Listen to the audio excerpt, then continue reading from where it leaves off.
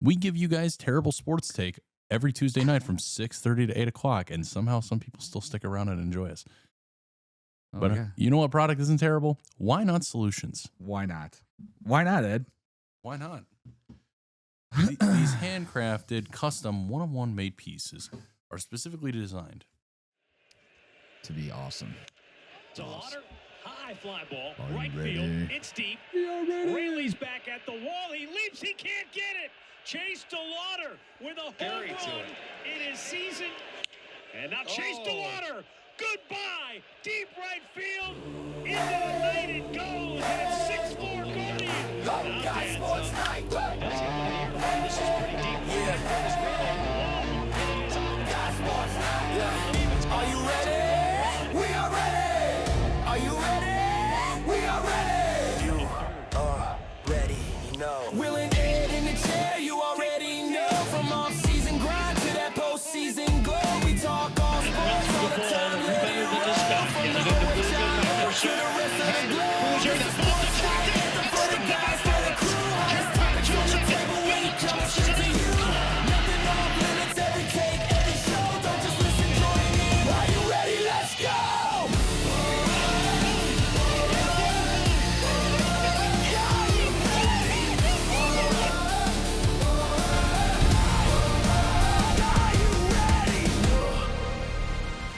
Greetings, everybody. Welcome to Guys Night. And you know what? We got a lot going on tonight. We're going to get into that for you. First of all, congratulations to the Cleveland Browns, who tried to mortgage the next 5 years of draft picks and immediately got ghosted by the rest of the NFL. Reality is mock drafts are changing faster than insiders can leak their so-called sources. We've officially crowned a pro cheerleague champion. That's a real thing. And baseball's back. And we're going to ask the only question that really matters, Ed, and that is, did the Guardians hit a home run to start the season? They did, yes. What's going on, brother? How you doing tonight? Yes. What's going on, Will? How we doing this evening? I'm doing all right, man. I'm doing all right. I'm trying to get acclimated to this diet. You know, me and you were talking. Me and you want to get the summer body a little shredded prior to, you know, being able to take our shirt off and not look down and go, oh, look, there's all the ice cream me and you decided to eat after every show in the month of December, January, and February. Yeah, you know what? There's nothing wrong with a little bit of flurries mixed with some Reese's Pieces and Oreos until spring comes and you realize that it's still in your body. Well, the problem is it wasn't just Reese's Pieces. It was a lot of Taco Bell, hot and mild sauce on the chicken chalupas, and what is it, the chicken gordita crunches that we've had. I don't know. A little chicken quesadilla What's your action. go-to? What's your go-to at Taco Bell? I am a chicken quesadilla, bean burrito, and crunchy taco supreme kind of guy. Okay. That's my go-to order, which at one point in time was like $7, and now it's like $15. Yeah. And you want to know what the worst part of it?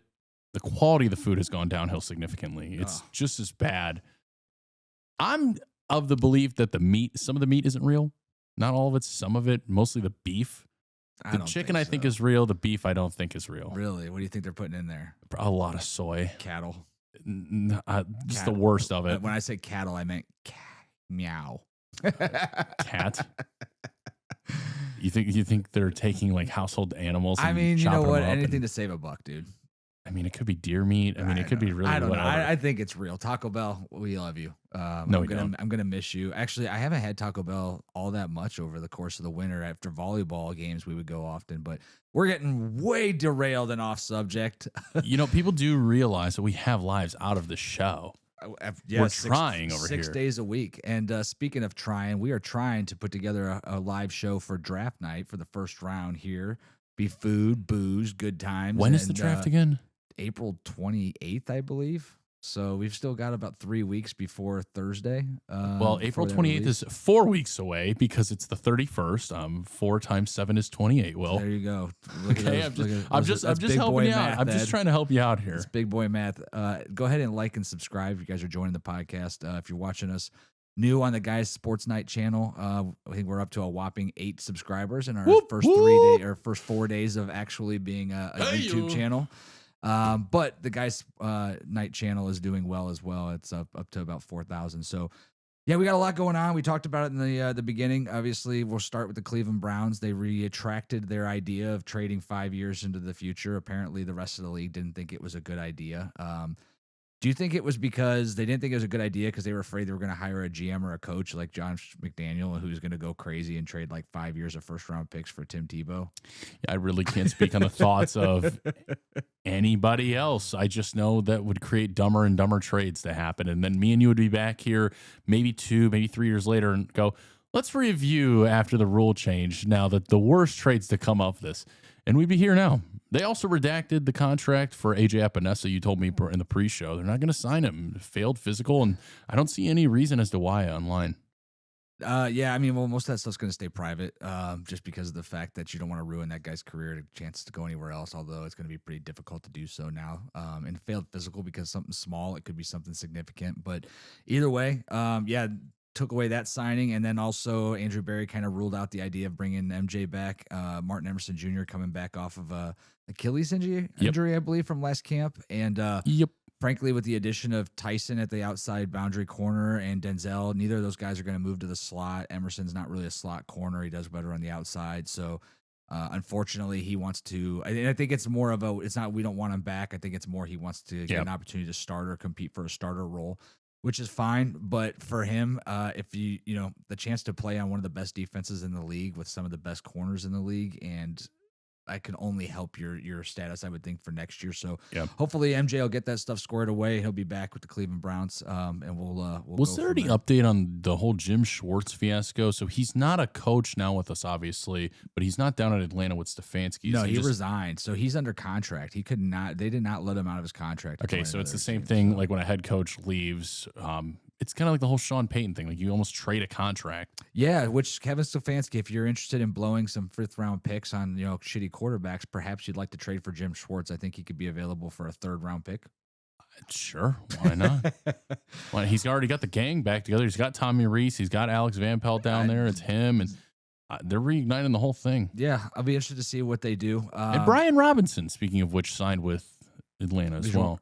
Oh, Brian Robinson Jr.? Yeah. I just so saw it's that. there, and Bijan, it's going to create a fantasy nightmare. Tua as your quarterback. There's no rush to get Penix back, I hear. So it's going to be a shot for Tua, and that's a pretty good offense to build around Tua. I mean, Kevin Stefanski in a rollout, play action. Another left-hander. Maybe he'll want Dylan Gabriel down there, too, just in case. I mean, you know what? That sounds about like a Kevin Stefanski type of thing, man. So, all right, let's seriously roll into this. Yeah, let's get into it. I do think it's a bad idea that they rolled back the ruling. I'll say that much. I think they should let him trade 5 years in the future. Why not? I mean, the idea of it is really the fact that, it gives you that flexibility. And who doesn't want flexibility when creating a trade? Whether you're going for the home run and you're trying to trade 3 years in advance to get that player that you need, like a quarterback, like the Stafford trade, or whatever to get you over the finish line. Or you're a team like the Jets, the Browns, the Cardinals, who are currently in tank mode and probably just looking to capture future assets for their players.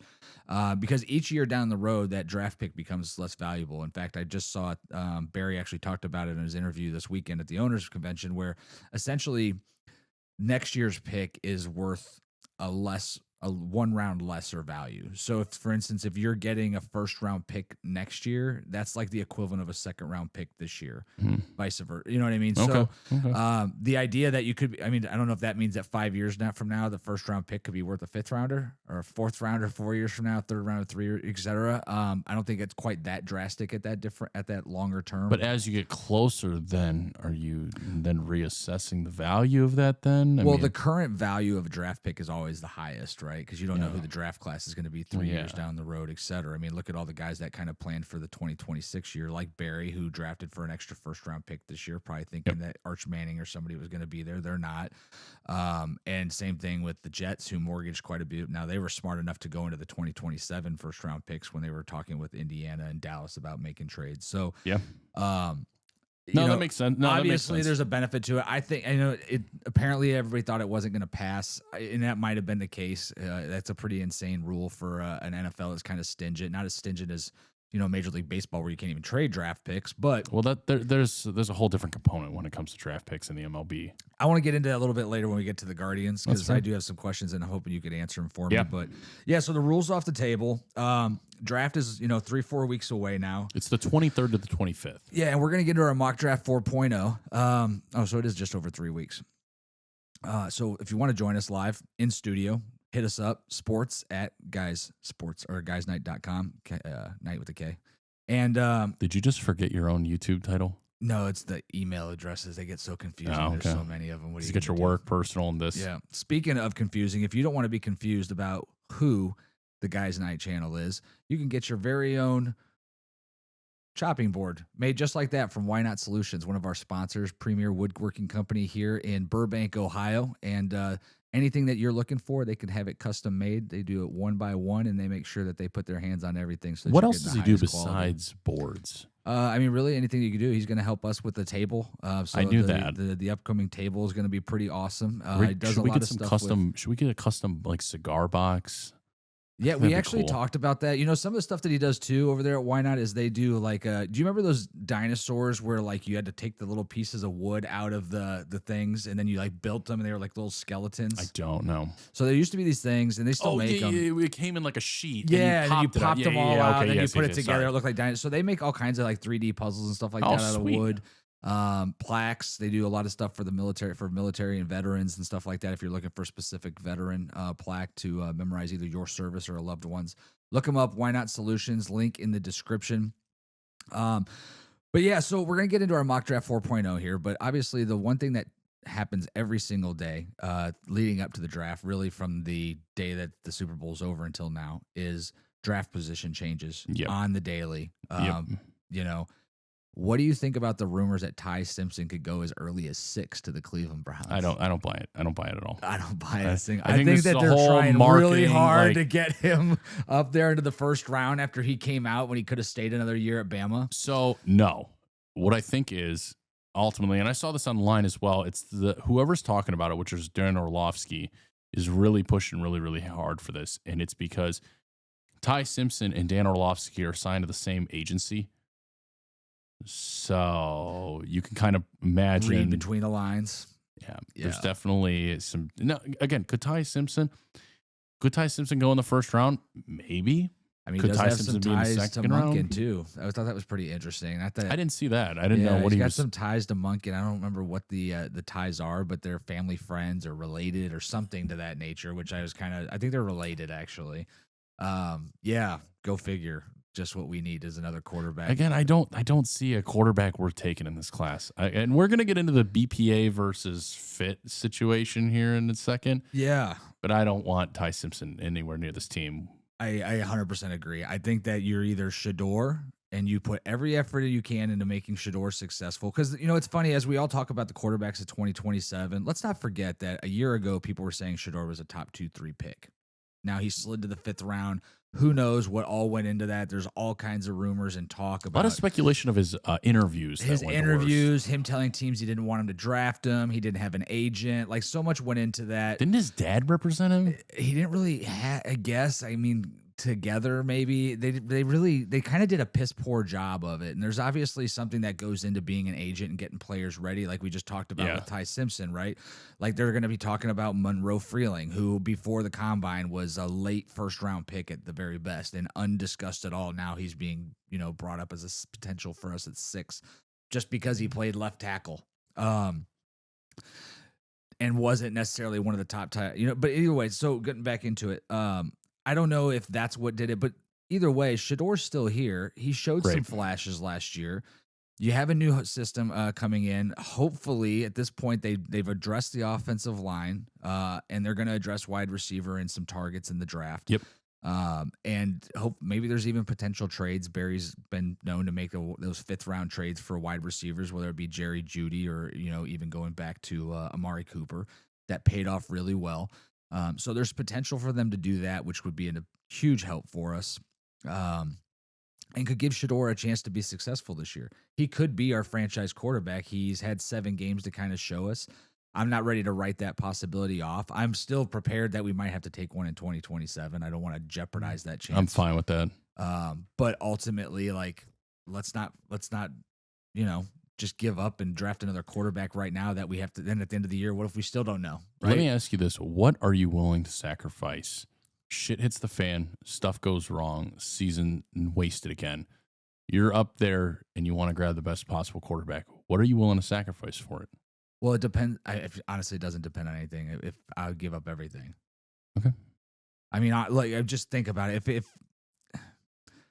what Cleveland Browns need is a quarterback that they go all in on and they commit. You know, I thought that was what we did with Baker. He had the injuries that final year before he got traded, and somebody decided that they were the smartest person in the room and took advantage of Houston shopping Deshaun Watson. That whole mess comes about. We're on the hook for $250 million guaranteed. He's supposedly going to get a shot. I think that's just smokescreen. I think the idea that they're leveraging that out there is a couple of things. One, you don't want Shador to just think that he's walking into camp with a starter role already assigned to him. But right? we all kind of know he already is. To a degree. He's going to definitely start off with the starter reps, I would imagine, because that's where it ended out last season. But I don't see any way, because here's the thing, and I heard it on 92.3 The Fan and some other ones. If Deshaun wins you 7, or let's say he wins you 9 games and Shador wins you 6, which one are you better off with? Well, if you won 9, you, what have you said, stuck in purgatory. You probably didn't make the playoffs, and now you're going to have a question of, do we give him an extension? How well did he play to get those 9 wins? If Shador wins 6, you can still take your shot at the quarterback next year and not worry about it. It's not costing you anything. You're not at a loss. So I don't think there's any chance that Shador's not the starting quarterback for at least 14 games this year. I'm going to level with you here completely. I'm so sick and tired of talking about this team. The Browns? I've kind of just gotten to like my boiling point with it. Like we can go around constantly talking about, you know, what they can do and stuff like that. And that's fine. We continue to but like, until they really start proving to me that they're like moving in the right direction and they're not just putting Band-Aids over wounds that need stitches, I'm really just sick of giving this team the time of day in my life. Yeah, I get that, but you look back to it, dude. Think about this team was like 3 plays away from going to the AFC Championship but they game. Didn't. Well, hold on a second. But not only did they didn't make those plays, right? Whether it be the Hollywood play at the half, the Chad Henne running for a first down on 3rd and 19, just whatever didn't happen. Either way, that was a team that was right there with the Super Bowl champion. Yeah. And then the next year, Baker gets hurt, right? Was it the following year that he got hurt? Or no, it was that follow-up season, because I think it was when we added Clowney to that. I think it was after. It's somewhere with them, but I know what you're saying. Either way, shit went wrong. Baker's injured. Then we go out and no, it was the next year he got injured because he was off and all that season. Then the next year we realize he has a bad season. He's injured. We go out for Deshaun. That's 2022. Deshaun doesn't play that year at all. I think, or maybe he plays like 2 of the last 6 games. Nick Chubb gets hurt the following year. Like, it's just every year it just piles on, and then before you know it, your team's 4 years older. And now you're on the last 5 years of Myles Garrett. You're on the last 3 years probably of Denzel Ward. Your offensive line is all young again now, but your defensive line is going to start aging, and you're going to need to start replenishing. Vice versa on that. Your defensive line is young. Your offensive line is aging. No, you just signed – everybody you signed, I think, was in their 20s. No. Elton Jenkins is 30. Oh, well, 30 still. I mean, Myles Garrett's 30 on your defensive line. Malik Collins is 31. Yeah. You've got 2 guys that are under 30, I think, on it, other than Mason Graham. Yeah, and Cameron Thomas was at Cameron that time. Cameron Thomas. Well, he signed somewhere else. I'm saying Alex Wright, Cameron Thomas, Michael Wright Hall. just signed an extension. Hall is on his 3rd year, which means he'll be due for an extension if they're going to sign him. I'm not going to give it to him. I mean, who knows how he plays? We'll find out. But either way, yeah, I mean, they're always one play away. They always make the mistake that gets them off track. Then they trade away 3 first-round picks who could have turned into a whole lot of stuff. And then let's translate that into drafts. Instead of taking Jedrick Wills, they could have went best player available and Tristan Wirfs. They could have went with Wirfs. They could have had Justin Jefferson on their team. They could have had CeeDee Lamb on this team. We could not need a number 1 receiver right now. Oh my God, I forgot about that. Yeah, I mean, it's every year. I forgot that was that draft. I mean, you could go through best player available. The year that they drafted Baker, they could have drafted Saquon, and then they could have drafted a quarterback at number 4, which could have been Josh Allen. Oh my God! Right? Could you imagine having Saquon Barkley? Has and a Josh running back Allen? ever gone number 1 overall? I don't know. I'd be willing to bet there has to be. You know what? You know what I think? There's never been a cornerback that has gone number 1 overall. No, Deion went number 1 overall to the Falcons. I think. Either he went number 1 or he went number 2. Yeah.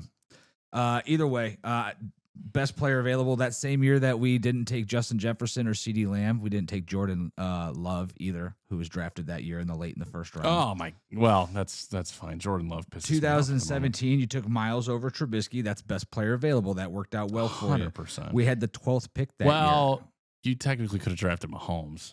Well, hold on. That's what I was gonna say. We had the 12th pick that year. Mahomes was drafted at 10. You know who was at 12? Deshaun Watson. Yeah.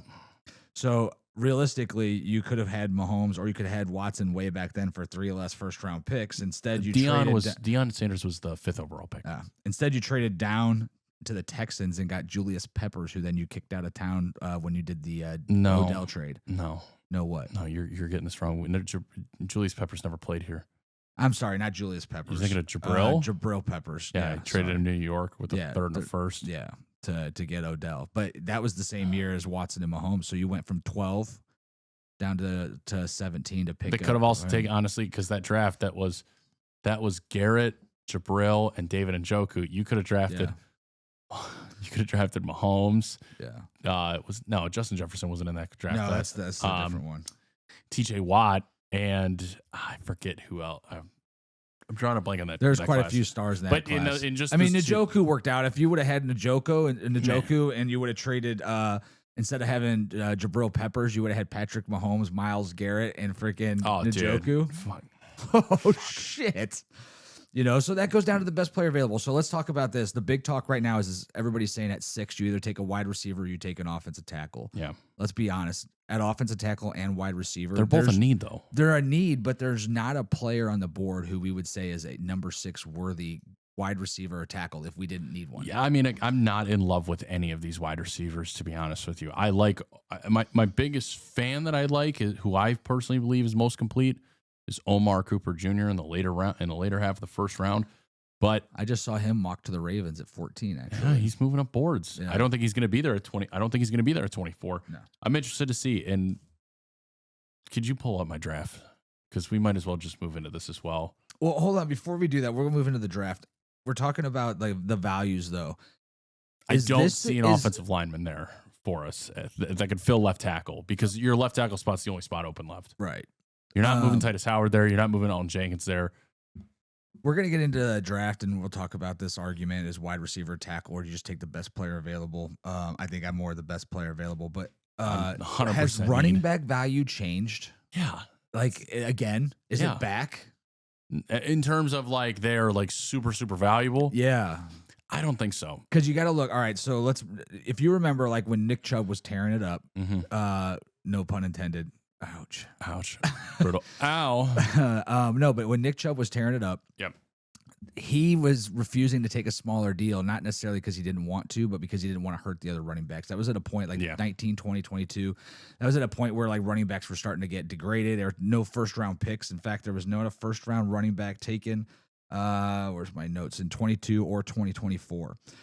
But now you have what's the running back out of Notre Dame? Love's name being talked about? Is it Jeremiah Love? Jeremiah Love. And Jadarian Price, too, his backup. Yeah, but Jeremiah Love's they're talking about him possibly being a top 5 pick. You had Gentry go at 6, I think, last year. Genty. Did I say Gentry? Yeah. Oh, Montgomery. You had Bijan Robinson, and then you had Jahmyr Gibbs, right? So you had all these guys go in the first round over the last couple of years, and then you had Kenneth Walker Jr., who was a split carry back, just get $15 million a year from Kansas. I can't believe that. Yeah, Kansas City. He got 3 years, $45 million. I can't believe that personally. So now that you hear him talking about Jeremiah Love, it's like, man, is the value of running backs there again? Like, I mean, obviously he's like 210, runs a 4.3 40, and he's quick. I got to be honest with you, since I have no realistic chance of seeing him in a Cleveland Browns uniform, I've kind of stayed away from it. I really avoided not giving guys that I don't think are going to be there at 6 or just wouldn't fit the team by nature any kind of attention. And it's not to disrespect the player, of course, but if my team is picking top 6, they're projected top 5. What do I care? Well, it's just interesting because he floats everywhere, right? Like I think just a month ago he was like a top 14 back, but then obviously or top 14 player. But then when he runs that 4.3 40, all of a sudden everybody starts salivating over him. And I don't see the value, but it's interesting to hear people have the arguments with best player available if Cleveland at 6 would take Jeremiah Love. Yeah. Now, obviously, you've got Quinshawn and you've got Dylan Sampson. He could be kind of a mix of both, maybe, but at the same point, why did you draft 2 running backs the year before? Yeah. Do you take a third? What does that actually have you do? I just think it's interesting that that's actually something that there's guys contemplating right now. That he could be there at 6 and that'd be something available. But, I don't think that's a realistic fit. All right, let's pull up your mock draft there, Ed. So we're on mock draft 4.0, ladies and gentlemen. If you've got a mock draft or you think Are we going to be doing 5.0, 6.0? Are we going to just do everything up until the start of the draft? Yeah. Okay. Yeah, so we'll get up to like 8.0. Okay. Okay. All right. That's fair. I just want to brace the people. Brace yourself. 3, 2, 1, bang. Okay, so when you look at this, I don't have your trades in here. Talk to me about how you ended up at 15. So I screenshotted this here, so I just want to just grab this here. Now, did you approach these teams or did they approach you? They offered me. Ooh. Okay. Juicy. So pretty much all it is I traded from 6 to 9 for the Kansas City Chiefs. I imagine they went up and got Mansour Delane. They need a corner of some kind. Oh, you like Mansour Delane when the Kansas City Chiefs are getting. Well, they don't have Trey. They don't have Trey Murphy anymore. Or not Trey Murphy. Trent McDuffie. Trent McDuffie. Thank you. Same thing. No, not really. Trey Murphy plays for the New Orleans Pelicans. Trent McDuffie plays for the Rams now. But I got offered 9 and 40, and I said absolutely. So I traded down there, and then at pick 9, I got pick 15 and 46. So I essentially traded pick 6 to go down to 15 and get 40 and 46 as well. So I moved down 9 spots and got 2 inside the top 50. Okay. So I 100% took that. So with being there at 15, I took Makai Lemon. Everybody keeps saying it wrong just as much as I do. He was the best kind of player that would fit this team on the board. I know you're a big USC guy, so I know you can appreciate that. I'd love to have Makai Lemon on this team. 24. Again, it just fits there. He sat there. He was ranked 28. I'm at 24. I took him. Omar Cooper Jr. Now, interesting. So before we get into your second round, as you do these mock. Oh. All right, there. All right. Apparently, it's books on demand. Oh, wow. Okay, then. All right. As you scared me for a second. I thought someone was like in the closet. There's like an Englishman I got locked away. There's a closet on the side door right there. So as you do these mock drafts, I think the first round is kind of standard, right? Like where we're picking, like the same people are there, maybe 1 or 2 changes. Yeah. Are you noticing the second round starting? Do you go by consensus or are you doing PFSN or how? PFSN. Okay, I do consensus. So I was just gonna say, like, I've noticed the last couple of times I've gotten the second round, I wasn't happy with anybody that was available, and I find myself revisiting the idea of trades. We'll talk about that next. As far as trades that might be available for the Browns. If I'm Cleveland, I think that second round pick can be traded for a veteran receiver. Like it's got to be on the table for sure, because I just don't think the value's there in the second round. But we'll see. Go ahead with your picks here. You got 39. So I took Traden Stukes. Really good player, really good athlete. 4.33 speed, 10.10 broad jump. He's good size, good weight. Another corner that I think can fit really, really well into this group. Have you seen any tape on this kid? No, I haven't watched him at all. I would advise you to just, again, watch some tape on him. I think he's a really good athlete overall. I'm really impressed with him. I think he can stick at corner. If you want to put him at safety, you can. Great. Does he fit the man-to-man scheme? Does he play a lot of press coverage at Arizona, though, or are they more zone coverage? You cannot ask a baseball player those types of questions. I have no idea what you're asking me. You're now turning me into the chick at the car dealership where I goes, oh, I like this one. Why? Because it's nice and shiny. It's got cup holders. Yeah, it's got cup holders and leather seats, and I could totally fit all my girlfriends in there. Perfect. I have no idea. I don't know the scheme fit that they ran over there. But again, moving down at 40, I got Emmanuel Pregnon. Guard depth, I'm still not a believer in Zion Johnson. I know Tevin Jenkins can't stay healthy from time to time. And depending on what you want to do with Titus Howard, that'll obviously play into effect there. Again, Elton Jenkins as well. We also moved into Sam Heitch. I think I'm saying that name right. Hetch out of Kansas State. He's a center. Depth, can't have enough of it, especially when you have a little bit of an older group, some inconsistent guys. If they go down, you can plug and play these guys there. Linebacker Jake Golday out of Cincinnati. He started at Ohio State. It was either him or Joe Royer. He started at Ohio State. Recruit at Ohio State. Yep. Thank you. I always mix these two up here. But good linebacker depth. Same thing as we get down the board. Bud Clark, depth linebacker. Joe Royer, rotational tight end.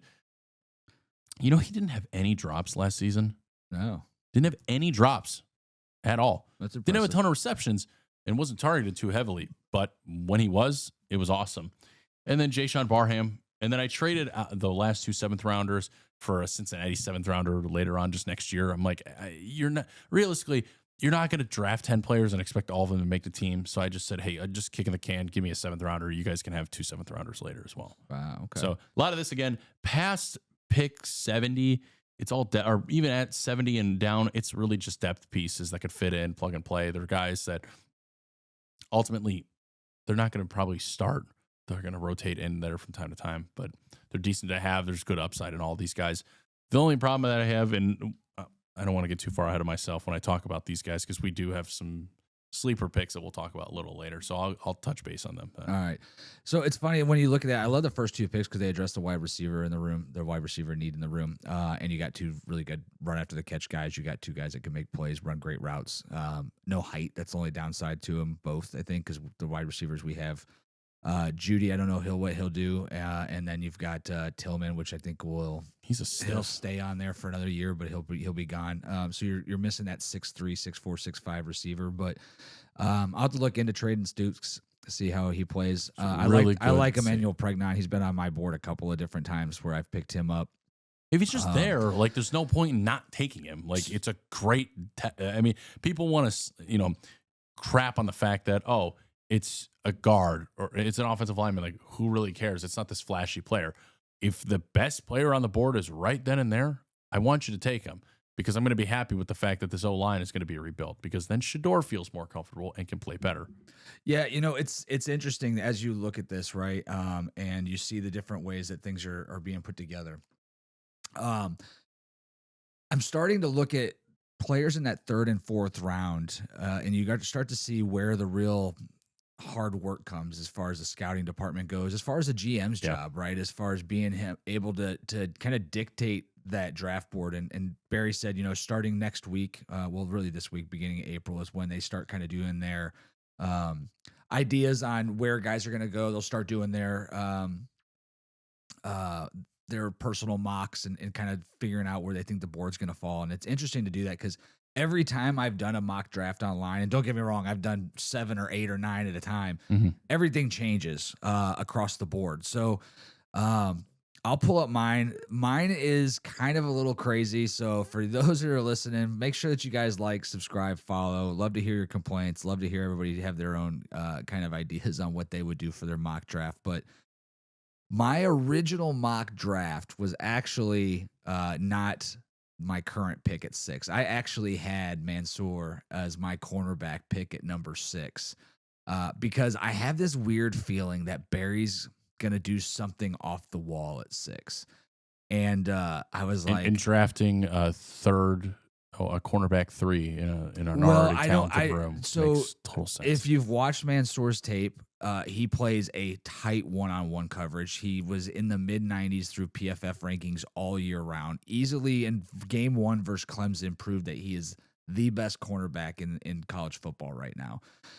Great size, 6'1", 200. He's a hell of a tackler, sure tackler. I mean, so the potential of, we talked about Denzel and how many years he had left. At that point, if I was drafting him at 6, I could look at moving from a 3rd round pick or even moving a 3rd round pick next year along with Denzel to maybe get an extra 1st round pick, maybe in that 16 to 18 range where I might find my left tackle.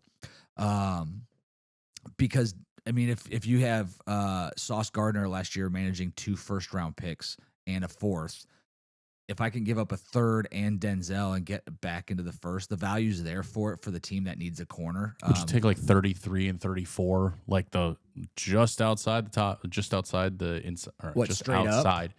No, you take your Denzel and you take the 3rd rounder and pick 33 or 34. You're saying would I give up a 3rd of mine and Denzel for just a high 2nd rounder? Yeah, it could border. It's pretty much borderline still the 1st round. I think you're point. More likely to get some. I think you can get yourself into the 17 to 20 range. I don't realistically see that happening. I think you're getting a contender who needs a cornerback to be a playoff contender, like Detroit. I think that Detroit would be the ideal situation. If you called up Detroit and said, "Hey, I'll give you a 3rd rounder in 2027 and Denzel Ward for 17," I think they make that. Because he's better than any quarterback they're going to get in the draft, and they have. I mean, the Terrion Arnold situation is kind of fucked up. So yeah, but either way, I don't know if that would even be a case. But that's what my original plan was. but I forgot to actually make the trade. So I went ahead and redid my draft, and I'm sticking with Caleb Downs. I need a leader on this defense that's going to, especially in the secondary. I think that Caleb Downs is a guy who can play in the box. He can play it deep. He can play the coverage on the zones. He's a sure tackler. I cannot see him miss tackles at all. Oh my God. I just saw, wait. I just saw your trade to the bottom left corner. Hold on. Wow. Easy. We'll get to that. We're going to get to that. All right. So don't, I had to hide it there so that you don't get too excited. At number 24, guy who constantly shows up is Blake Miller, tackle out of Clemson. Solid tackle, had a good win percentage, only gave up 2 sacks last year. I don't know if he's going to be there at 39 or if he's going to be that first round pick. But the more and more I looked at 24, I didn't see the value there at any other position. Strongsville, Ohio boy. Is he really? Yeah, went to Strongsville High School. I mean, that just makes even more sense. Number 39, I called up Arizona, and I'm still obsessed with trying to trade for Marvin Harrison Jr. I think 39 is what gets you that pick right now. He's kind of low value and it's kind of surprising, but if I could get that, now I've fixed my wide receiver and my tackle position, and I got the best player available at 6 with Caleb Downs. Number 44. So here's what happened. At number 33, the New York Jets drafted Ty Simpson. Okay. As soon as I saw that, I hit pause and I was like, well, if they drafted Ty Simpson, they don't need a quarterback next year. Who drafts their quarterback at 33? And, you know, he's their guy. So I said, all right, well, if that's the case. It's terrible logic thinking, but okay. If that's the case. Who doesn't need their quarterback after 1 year of it not working out? What is the best way to give a solid rookie quarterback success? And I told myself the best way to do that would be to put him in a chance to win. So I traded Myles Garrett to the Jets for 44 and 103, so a second and a fourth, and 2 2027 first-round picks. I chose the Colts and the Jets first-round pick. I didn't ask them for the third one. I thought that was 1, 2027 picks are high value right now. 2, I'm getting an extra second-rounder this year, so 2 firsts, a second, and a fourth. According to draft value, I'm low on draft value. I was going to say, yeah, that's a little low. I could have thrown something else in there. I looked at this as like I'm getting 2 first-round picks in 2027, which are highly coveted right now. Myles Garrett, I love you. I hate to see you go, but this was just too good to pass up. I don't care. Next year, now I'm sitting with 3 first-round picks, all potentially in the top 15.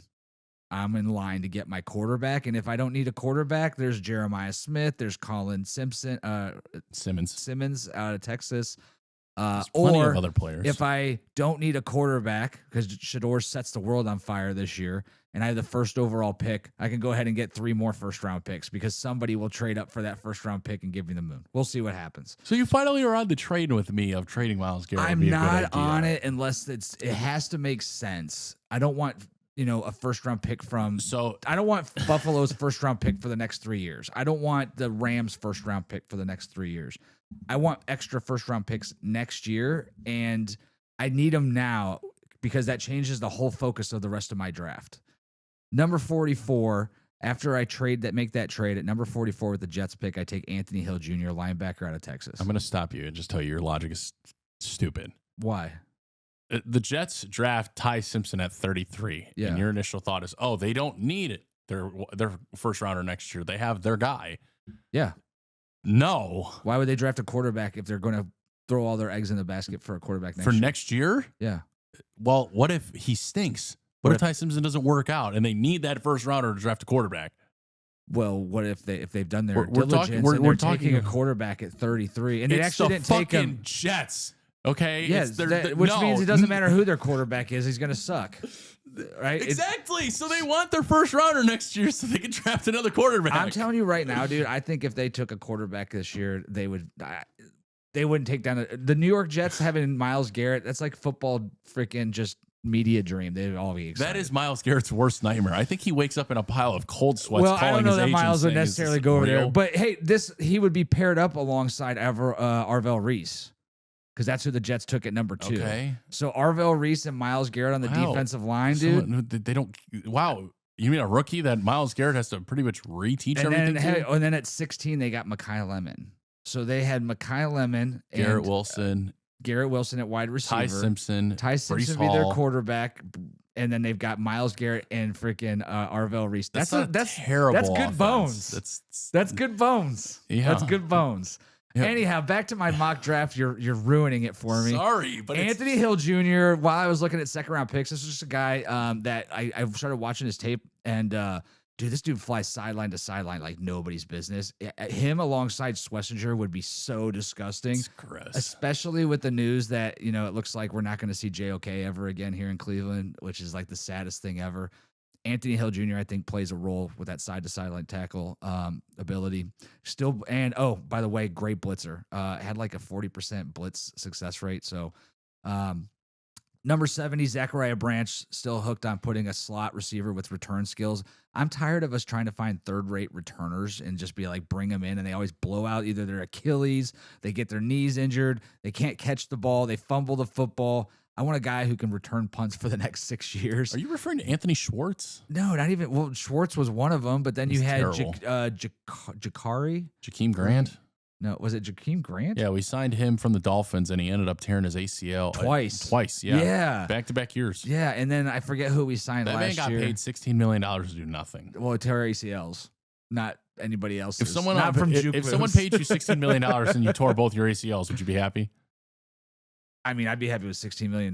So Okay, yeah, well then I can't say I would complain. Now, Yeah. if I wanted to make $20 million, I'd be disappointed. I can't make that again. Tough. Anyway, Zachariah Branch is a return specialist. Kicks, punts, doesn't matter. 4.3 speed, great slot receiver, can play in the screen. I mean, he's just got a lot of places on the field that he could bounce around and be at. Next at 83, this guy is like, he's all over on draft boards. He can be as high as 60. He could be low in the 90s. I don't know how to pronounce his first name. Danny Dennis Sutton. Yeah, Danny Dennis Sutton. 11 plus sacks at Penn State. The year that he was there with who was drafted, Abdul Carter last year. Yes. That dude had more pressures than Carter did last year for Penn State. He is so fast off the ball. And I was like, man, this guy's kind of exciting. I think he's going to end up being like one of those picks where like the Jaguars pick him in the early second round and you're like, what? But he was there in my mock draft, so I took him. Another surprise, Derek Moore out of Michigan, another defensive end. I believe he had 10 sacks last year for Michigan. A defensive unit for Michigan, as much as I hate them, I have to give them a lot of credit. A lot of pressure. Jayshon Barham, Derek Moore, Jimmy Roller. I mean, it's a lot of good talent right there. I mean, he had a defensive head coach there for years, Yeah. So makes sense. Sorry. Next Markel pick, Bell. dude, Markel Bell out of Miami. Is that a D tackle or is that an Offensive tackle, left tackle. He is my dun dun dun dun. He's gonna actually, not to give it away, but he is my gem of the draft for this week. Okay. So we're gonna get into some details on him, and then my last one is Eric Gentry. You know when they say a poor man's so-and-so in this sport? Yep. This is Sonny Styles from the West Coast, dude. 6'6", almost 6'7", 230, 4.4 speed, played safety / linebacker / defensive end for USC. He's going to be a 7th round pick because of his tackling. He kind of gets, it's not that he can't tackle. He just gets beat up in the hole quite a bit. Like he's there, but he gets beat up. I mean, 6'6", 6'7", 225. He's like a string bean running around there. Just for context, I'm 6'1" and 220. Yeah. 5. So add 7 inches, and then all of a sudden you'd have a 6-pack. Damn it. I knew that was the secret. I'm going to do a little bit more homework on Eric Gentry because he's there in the 7th round along with Damani Jackson, who we talked about last year. But anyhow, athletically gifted, very similar to Sonny Styles. Sonny Styles is a better ball player up on the ball, but they have some of the same weaknesses. Like they do a lot of arm tackles. They get caught off guard a little bit because of their height when they're coming up against like guards and things like that on inside blitzes. Yeah. So we'll see how they played out. But yeah, that's how my draft started out. Unfortunately, Myles Garrett is gone, but I think we're building for the future. Put some pass rushers in there to make sure that we could build up that defense. Anthony Hill, we've got a wide receiver, tackle. And you got Caleb Downs in the backfield. So I think this team's built to start making things happen. We're going to see how this pans out, though, because I might draft it almost exactly like this on Madden. You still play Madden? I do. Who doesn't play Madden, dude? Me. I haven't touched a video game since 2016. Oh, I'm sorry to hear that. It's okay. Hey, I appreciate you guys following. Make sure you like, subscribe, check out the channel. We've got more stuff coming up. Yeah, that was a quick mock draft 4.0 for us. We're moving along pretty quickly here, but let me get into. We got a lot of good content though. Yeah, I think so. I think the fans are happy. Make sure you guys comment with. Actually, we've got a comment right here. Glad to be here, guys. Hey, we are happy to hear you. Good morning, mechanic. Shout out to Good Morning Mechanic. Good Morning Mechanic's been on the show before. If you guys haven't checked them out, they're in the middle of the community car build over at Wingman Garage in Wadsworth, Ohio. Wingman Garage, been on the show. They are a garage where if you are a young man, woman that lives in an apartment, doesn't have the garage space, maybe don't even necessarily know how to work on your cars, you can go there. They have all the tools you need, and Aaron, the owner, is actually there to be a hands-on helper. So you rent out the bay, you get the tools included, you even get the help of the owner there if you need to help doing brakes, things like that. And Good Morning Mechanic is doing an episode. They're doing a community car build. So if you ever have interest, what they do is they have cars donated to them, and they do routine maintenance, brakes, tires, check out the thing. They have the whole community. Anybody's welcome to come in. So if you don't know what you're doing, you just want to watch somebody work on cars, learn something new. It's like hanging out with your dad in the shop with a bunch of guys, young kids, all that stuff are there. They build these cars up, but then at the end of the year, they do a giveaway. And last year it was a kind of a what do you call it when you have the scavenger hunt? We went all over Medina County, basically having to find like all these random things, which finding cars from the 80s was like one of the toughest things. And then the first one back, we came in, I think, third place. We almost won a free Jeep Wrangler. I know. Damn. Hopefully next time. So if you're new to the channel and you haven't heard them, make sure you check them out on the Guys Night podcast, Wingman Garage, Good Morning Mechanic. Shout out to those guys for always supporting us. Now, we try to do the same for them. When you say it's like I'm back in the garage with my dad, is there a guy there? For a guy whose dad was in the garage. That was my father. However, I'm saying for myself in this instance, is there the guy there that stands there with the light pointed at purposely the wrong spot so I can go, damn it, I said this. Hold it right there. There's that guy, and then there's the other guy who says, that's not what I said when I said bring me a screwdriver. You actually threw shit at me. Well, people were watching. He couldn't fake it to make it, dude. No, he did not fake it. All right, guys, we're going to get into our gems of the week. For those listening, tuning in, we appreciate it. Thank you very much. I appreciate the method acting here, Will, but damn, I just wasn't expecting it. All right, so who is up? I've got dun dun dun dun. Let's see how we can do this here. Can you do the intro? Can we get the music? There's music. There's no music for these yet. Music. We need a segment entrance. All right, Markel Bill, 6'9", 356 pounds, 36-inch plus arm length, dude. This dude still runs a 5'3" 40. You know who he reminds me of? Longest Yard? No, I'm sorry. God, I can't believe I just said that. What's the one with the left tackle ended up going to Baltimore? They made a movie. That's fake. Oh, jeez. Gosh, I can't believe Michael Orr. Yeah, Michael The Orr. Blind Side. So this guy reminds me of The Blind Side. 0-star recruit out of high school, played 2 years at JUCO. Then gets a bunch of offers from like Auburn, Florida. Miami is where he ends up going. He's played over 1,000 snaps at Miami and not given up a sack. Holy shit. This is the guy, and I was trying to find some video of it, and I ran out of time today, but this is the guy that basically kept Arvell Reese from being a factor at all in that game. Obviously, he's going to have some issues at 6'9". They talk about the fact that if you have a defense, like if he's going against Myles Garrett, he's getting smoked. 100%. When it comes to the bend and things like that, he's going to get beat on the outside. But talked about he's done a great job with his technique.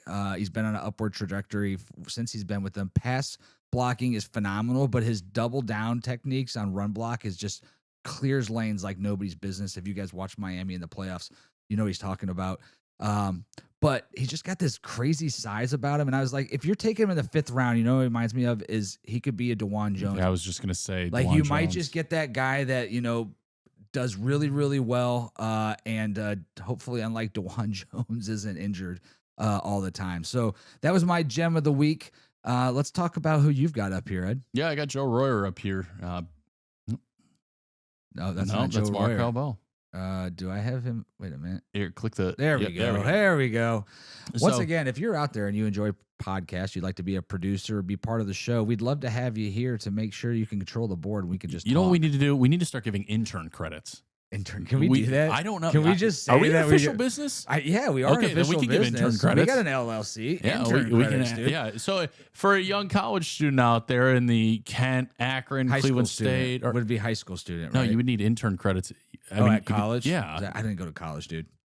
Oh, that's right. I always forget you didn't go to college. You went right in the military. Served our But if country. you're a, Hoorah. if you're a young video major in the Kent, Akron, or Yeah. Cleveland area, Kent's got a radio broadcast communications department that's one of the best in the state, at well, least. if they need not- additional credits here, we'd love to have you as an intern. We have everything set up for you here. We just need you to stay behind the camera and correct our fuck ups, please. Thank you. Now, as we were talking about here, who I got here, 4-star recruit, started at Ohio State, went on to Cincinnati.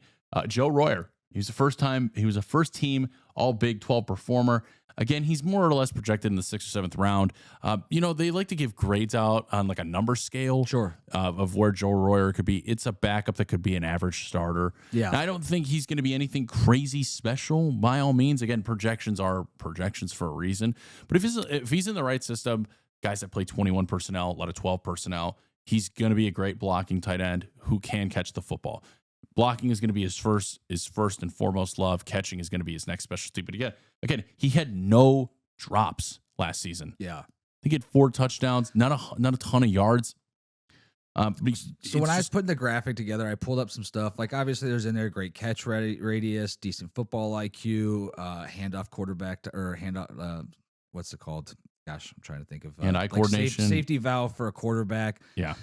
Not athletically gifted by any stretch. Isn't going to run a 4.40 like Sadiq or anything like that. But he's got great size. He has the ability of sticking around. And when you're talking about 5th round picks, you're just finding guys that can fit on the roster. Whether it's short term in special teams, long term being a 2nd or 3rd tight end. Let's not forget some of the Browns tight ends that they've had over the course of the year that were 2nd or 3rd tight ends ended up being actually big playmakers for us. I really do and it think he could again. ultimately be a kind of like a an Austin Hooper. Oh, digging deep. Well, Austin Hooper was garbage when he came here. Yeah, I think he was just went right to in Atlanta. Did I just say he's back in Atlanta, dude? I swear. No, he was in Tennessee or the Patriots. He just or- signed with somebody. I was I don't kind of know. blown away, dude. But overall, I mean, do I think he could be a decent performer in a pass heavy offense? I don't see him getting many feeds from the ball. yeah, I believe He's it. going to be a guy that sticks on there, but I think there's the talent there is something that you can't ignore. He's a great blocking tight end. He's, again, I kind of think of him almost like, oh man, who am I thinking of here? Help me out here. Oh, I'm gonna, what I'm You gonna gotta tell me do? what team he plays for. I know. You know what I'm gonna do? I'm gonna go late in bed tonight, and I'm gonna lay there, and at like 10:30 at night, I'm gonna close my eyes, and I'm gonna go, fuck, that's who I was thinking of, and I'm gonna text you about it. I mean, not everybody thinks of men when they go to sleep, but if that's what gets you off, that's what gets you off, dude. Stop doing that shit. Stop fucking doing that shit. No, I was thinking, fuck's sake. All right, moving on. Yeah, so let's move on. We went into the deep dives. Let's get into something a little bit more exciting. If you guys saw the beginning of the show, we talked about highlights. They had a little montage play. Did the Guardians find a diamond here at that first overall pick in 2024? It is or He wasn't the first pick in 2024. That you're thinking of Travis Travis Bazzana. Yeah, Sorry, I want to get into that too. But where did DeLauter was picked in the 15th spot from James Madison University. Shout out Kirk Signetti, of course. Yeah. JMU guy. Yeah, he's a stud. The I mean- problem is he's never played more than 57 games in pro or college. Yeah, well, it's interesting. He started off the season with 4 home runs, and he hadn't had more than a 7 or 8 at any of the years leading up the last 3 years in minor league ball. So it's interesting to see where it comes. And these weren't like blasts out of the park. I don't think we found ourselves a 50 home run guy here. I think he just connected really well. He's got a great swing. No, he's got a fucked up swing. It's a He's short got a swing, though. goofy- Great for it's a contact. 3/4 swing. Yeah, but He starts inside and like stops right here. yeah, Like well, it's just a dink. yeah, we'll see what that brings. Drives the ball both sides of the field. Yeah, well, that was impressive because when he barely cleared the right field wall on 2 of those shots, the one that went opposite field, I was like, okay, so he's got some power. But either way, I mean, it's great to see the Guardians start out 3-2. They beat the Dodgers last night. I'm excited to watch tonight. Did they beat the Dodgers last night? Yeah. I'm really pissed off with this MLB season because they keep putting games on Peacock. Yeah, they keep putting games on Apple TV, and I don't want to pay the other for day. it. You need like 8 different subscriptions to catch every game that's on. I mean, I'm catching it like on YouTube and stuff like that. Tonight they go up against Ohtani though. His first start of the year. Honestly, though, dude, I gotta say, I'm really not impressed. I'm gonna get into this. I actually wanted to talk to you about post WBC effects and how it has on players right now. So we're gonna get into that. But to talk about the Guardians here, and just Chase DeLauter specifically, he's gonna be a stud. Yeah, if he could stay healthy, he's gonna be a stud. So training into that, I started off with our 2024 number 1 overall pick, which is Travis Bazzana. What is the deal with Major League Baseball, and for a guy like him not to be moved up? Do you think it's more strategery when it comes to, like how I said, that strategery around his roster spot, or not his roster spot, but his arbitration and team control, or is it more so that they don't think he's ready? It's a little bit of both. Because the Guardians play this game all the time. There's been quite a few guys that we might have brought up a year too late and we missed out on something. We've always needed a bat. He seems more of a power guy, which we'll talk about that 2024 I mean, class. Bazzana, I'll get on my soapbox here. You're looking at Bazzana, who's hit 400 in college and can whack the absolute brakes off of baseball. Yeah, I want to say he's he can hit for contact. Record for home runs in college? Or was that the other dude? That might have been Collins. I can't remember. I think so. I don't really remember all of his records and accolades, but he's won a shit ton of them. He hit 400 in college at Oregon State, sorry. It's just insane. I mean, he hits for power. He's got great speed. His defense is the weakest thing. His arm, per se, is weak. I mean, he's only 6 foot, 199. Is he going to be a DH or no? He's second base. He's second base. He's going to play the field. Yeah. Now, the reason that sometimes teams won't move players up as fast as they want to is because minor league baseball, the gap between them is like the gap between the WWE and the UFC in terms of actual fighting skill. So in terms of baseball skill, you could put the worst major leaguer in AAA and he could be a stud. He could hit 300 with a shit ton of home runs, or he could flare out. Right. The same thing. The jump is so significant. It's like taking like a half a step, like a quarter step, half step, a full step, and then a leap. Right. Because, you're going from single A.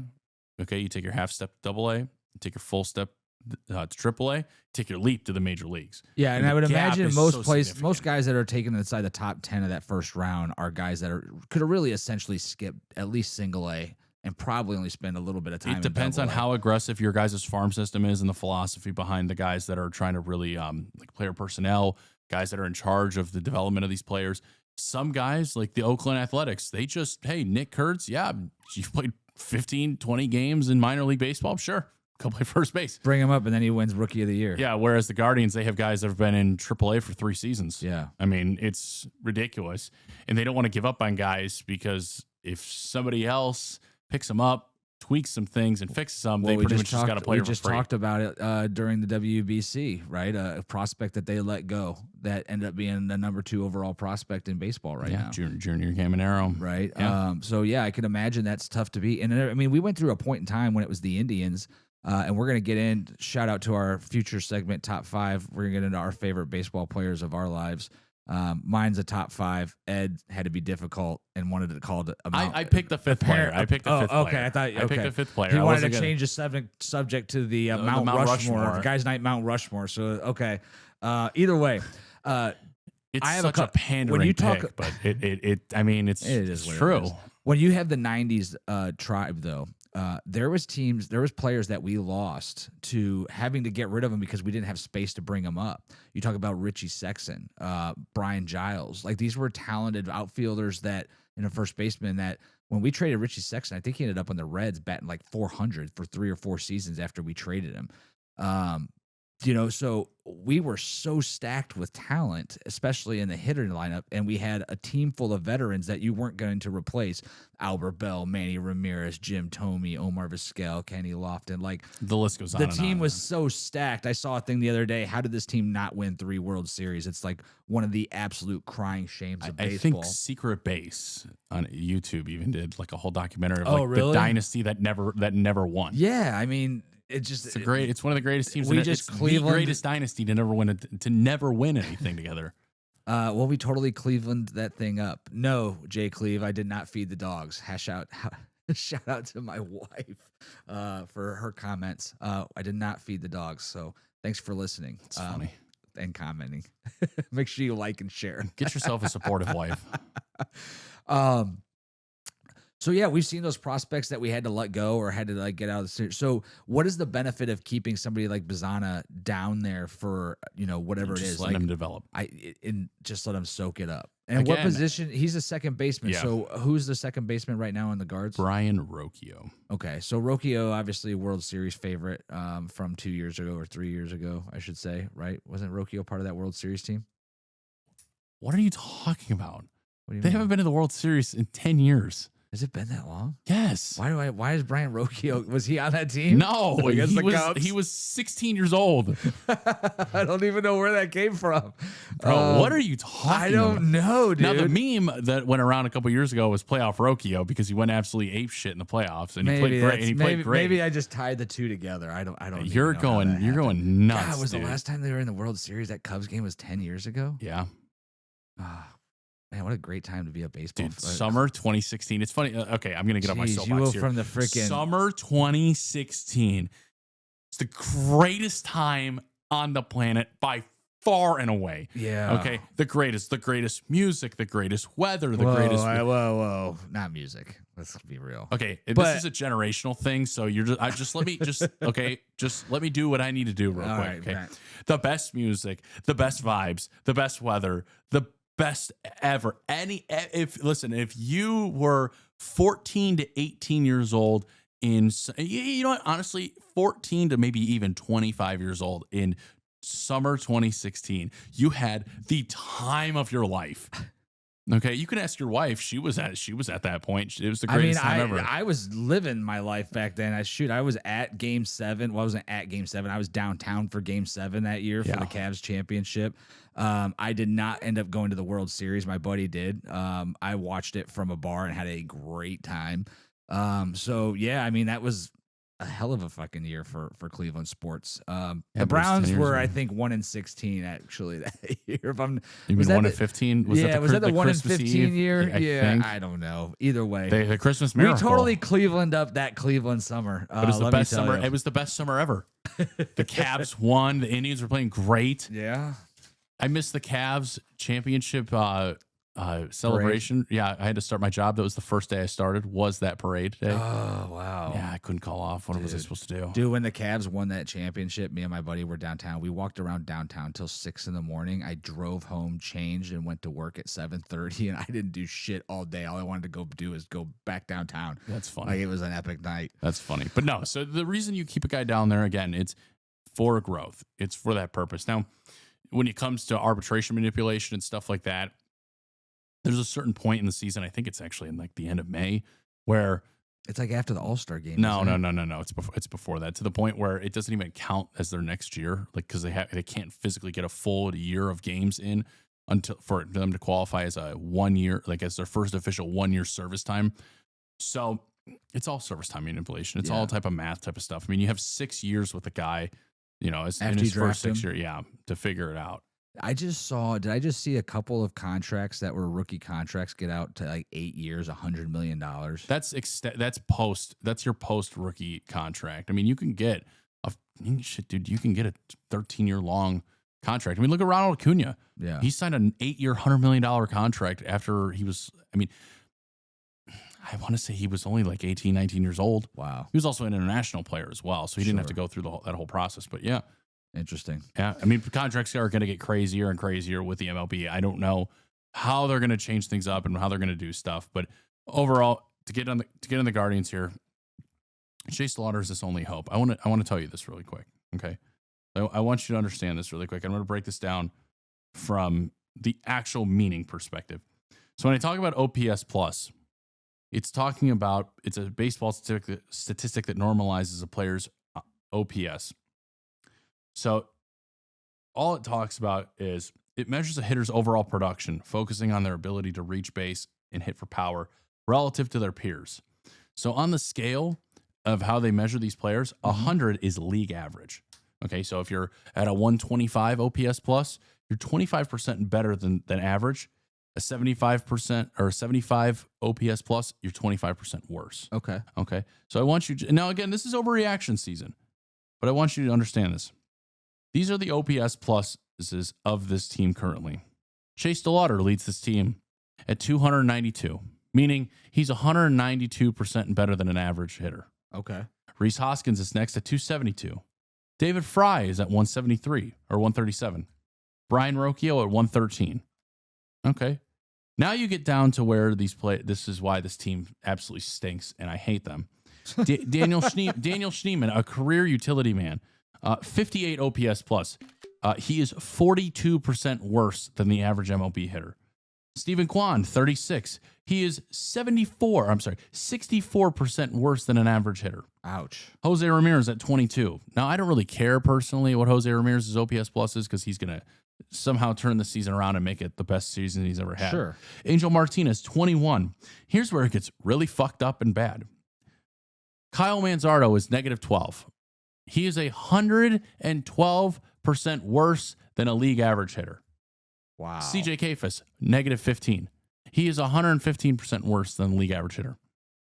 Bo Naylor, negative 24. And finally, Gabriel Arias, negative 42.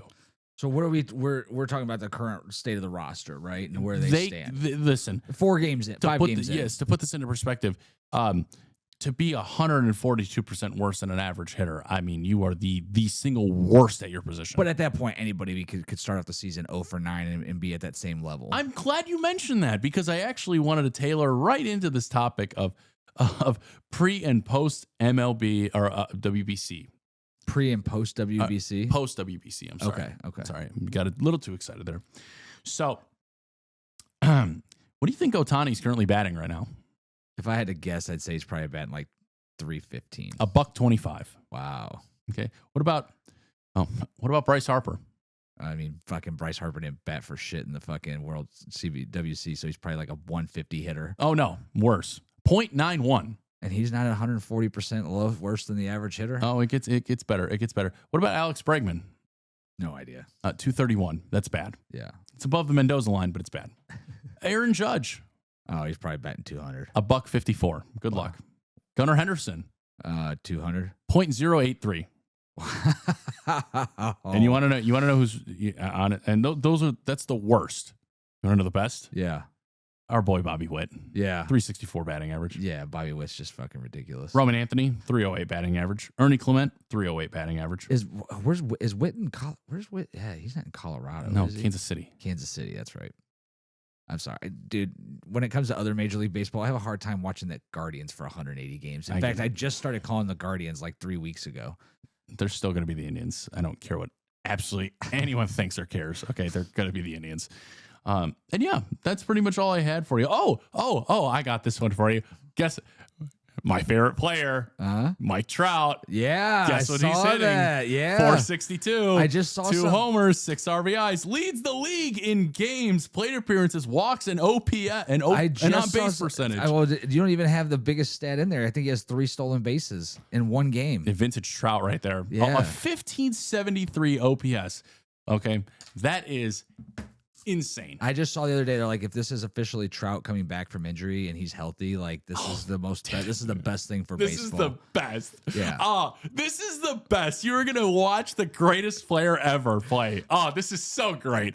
Baseball needed this. The baseball gods tainted his prime. They fucked his prime. And you know what now? He's back. Yeah, I hope so. Back. Let's hope that he stays healthy, knock on wood, and all that other good stuff. Because, I'd love to see, well, man, I hate California as far as most of it goes, but California baseball right now is just going to be awesome between watching Mike Trout, Shohei, like How much do you realistically know about baseball overall? Like, what do you mean know about it? Just know statistics, more or less. I mean, after like 99, probably very little. Okay.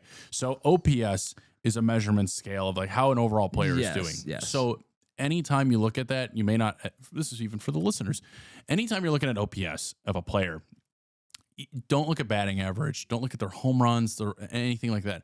Look at their OPS because that's ultimately going to tell you kind of where they're at with things. So I think of it like a grading scale, literally a grading scale. 1,000 OPS and over is A++ baseball. Okay. And, obviously you can do the math here, 900, still great. 800, hey, it's good. It's great. So is that like a B or a C? Yeah, it's a B. Okay. Okay. And then you get into the 700s of things and you're like, a C average. okay, it's, it's about where a normal MLB player should be at right there. Okay. And then and there, you get below the 600s. Oh God, this is terrible. 500, it's absolute God awful. So think of when you see OPS. Yeah. What does OPS stand for? So it's on base plus slugging. Okay. So it takes the overall. Oh, so it's literally an overall from your on base percentage. You take your on base percentage and your slugging percentage, you combine those two numbers together, and that is what gives you your OPS. Oh, so it's not even a percentage; it's just a number based off of your two averages. Or your two yeah, but that also gives you the indication of like, okay, this player is getting on base and hitting for power, hitting for contact, outside of just getting a single. Gotcha. So yeah, think of it like that. Think of it like a grading scale. So whenever because batting average is so skewed, it's not everything it says it is, because you could be a 300 hitter and still have a terrible OPS. Well, speaking of being a terrible hitter and having a 300 EPS or OPS, this has absolutely nothing to do with any of that. But joy! The Cavaliers are in the playoffs. They're about to start. There's 7 games left in the season, I think. Yeah, they're the 4 seed. So we got a little. Give me 1 minute while I pull this up. But come on, Will, think faster than this. Come on. I've got the playoff. Oh, at least I thought I had it. Are we going back to Ed sacrifices this week? Yes, we're definitely doing that. I've got some good ones for you. So I've got the playoff bracket. Now, the reason I wanted to pull this up, and those for your listeners, the Cavs right now are in the 4th seed, but they're a game behind the Knicks, who have the 3rd seed. Okay. So when you look at it from here on out, it'll be interesting to see how the Cavs play this out, because realistically, I would much rather get to play Detroit before having to go to Boston. Don't even need to say anything more. I completely agree. I don't want to play Boston. I cannot stand that team, that stadium, whatever. I don't want to play them. It's just at the same point in time, though. Like, the idea that the Knicks are in Boston and the Boston are in the same side of the bracket is so beneficial to us, because I think those are the two teams we play the worst against. Oh, 100%. Like, I think the Cavs almost need to purposely figure out the math 100%. Equation to make sure that they don't have to be on that side of the bracket. That the Knicks aren't doing that. I would lose. I'd go to the 5th seed. I would still continue to lose, even if that meant to stay away from that bracket. But you want the home field. I don't care though. Right? I don't care though. Seed, okay, you're in Detroit. If you're playing them, you're not. I mean, you're. This is still kind of home and court. Well, you're not getting home field against Detroit either way. They're the 1st seed. What is your opinion though when you look? Because this is the part of it that I hate, and I hate how literally the whole freaking NBA makes it to the playoffs with this play-in tournament shit. What is your opinion on the new playoff tournament, the play-in tournament? I like the it. 9th and the 10th seed get a shot to go to the playoffs. Like, you're talking about 20 teams out of 32? 30. I don't know. Like that. 2/3 of the league gets to make the playoffs, dude. I don't even like. I love your eyes. They just write. You're like 2/3. Like you just. That's ridiculous. Like, even if you take the average mark, like the middle of the road and above, like that is way too many teams, dude. But I like the way that it no, you're fine. It's something you're doing. I don't mean to get you off your tangent here, but I'm sorry. Go ahead. I'm interrupting you here over something stupid. Go on. What is it? Well,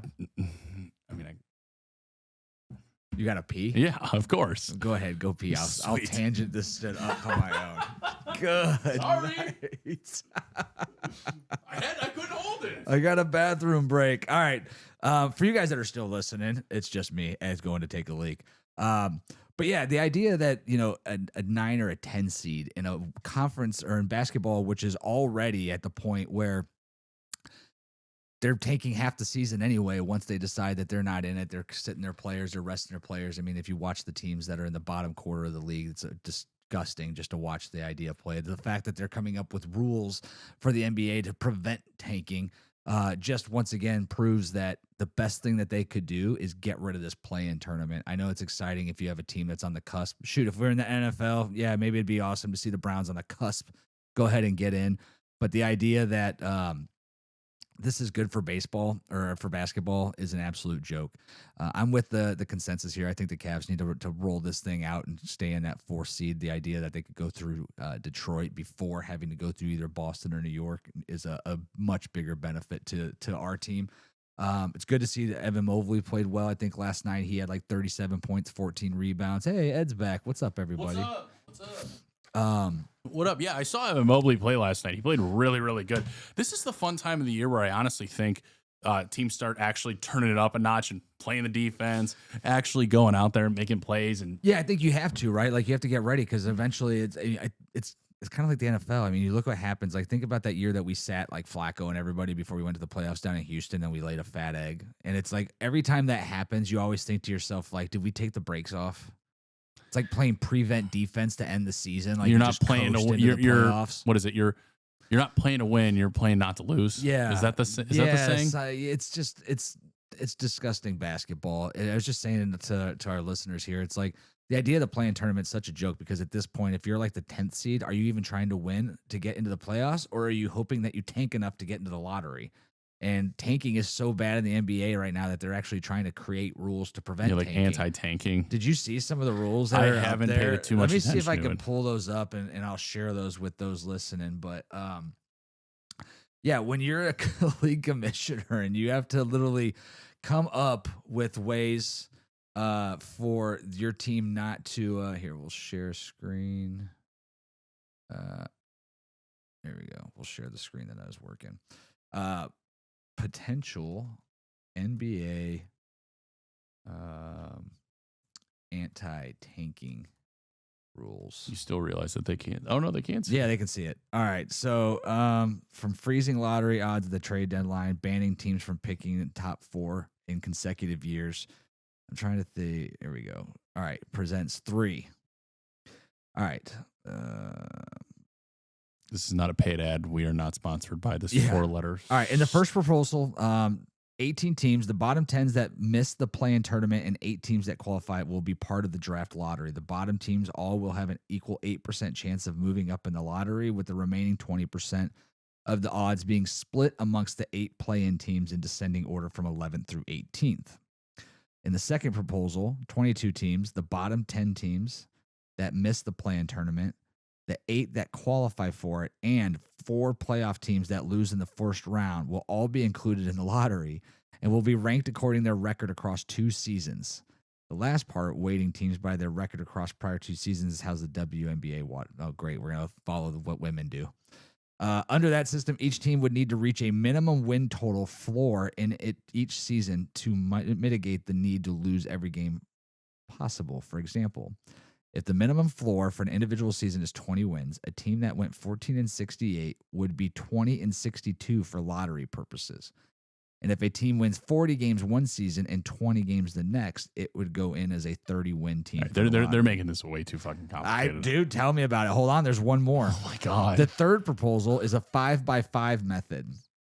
This one, the same 18 teams from the first concept, so the bottom 10 teams that missed the playoff plus the 8 that would make it, would be entered into a lottery. The teams would, with the 5 worst records, would then all have the same odds, and then descending from there would be a lottery drawing for each of the top 5 picks in the draft. After those 5 picks are selected, there would be another lottery drawing for the remaining 13s. If any of those teams with 5 worst records didn't land one of those top 5 spots, like last season when the teams with the first, Jazz, Wizards second, and 4th worst records all moved back to 5th, 6th, and 7th, the lowest they could wind up in the lottery drawing would be 10th, preventing a bad team from falling too far down the draft board. Over the next several weeks, owners are expected to discuss the detailed. Holy crap. The idea that you have to create this kind of rules in order to prevent your teams my head hurts. What's going to happen to the NFL this year? My head hurts. Dude, the way that they're talking about it, we should do a special just on the 2027 NFL draft class for quarterbacks, just because it's so great. At least it looks that way on paper. Like, I am generally excited to watch college football next year, but how many teams are going to take this season? I could think of at least 3. I mean, you have the Dolphins, you have the Cardinals. Are the Dolphins going to tank? Why did they go sign Malik Willis? God. It's the most confusing move ever. I don't think the Dolphins are going to tank. Yes, they will. They're not going to tank. They're going to tank. Then why would you sign? Okay, either way. Because you're not tanking for a quarterback. You might just suck. Okay, yeah. Tanking, I think, will be the Jets. Being purposely bad is the Jets, the Cardinals, the Browns. I don't think the Browns are going to be purposely bad. I think they're going to screw themselves and win 7 games. I know, and that's the biggest thing that's going to. The only way I'll be okay with them winning 7 games is Shador Sanders throws for 4,000 yards and like 40 touchdowns. Well, then they're going to have more than 7 games, or Well, there you go. more than 7 wins. But yeah, I mean, they could get to the point. It could get pretty nasty this year. Depending on Brother, what I don't know. Hopefully I don't NFL know doesn't- what Adam Silver clearly has. Raul too much time. Havana signed Johnny Manziel. Dude, we tried, man. He is not into the Cleveland City. If you haven't heard him No, recently, he thrashed the brakes off of us. He pretty much hates us. The feeling's mutual. No matter how many Johnny Manziel jerseys I had, no matter how many times my iPhone background was him with the money sign. No. All right, Ed. Let's move on from the NBA and move into March Madness. Dude.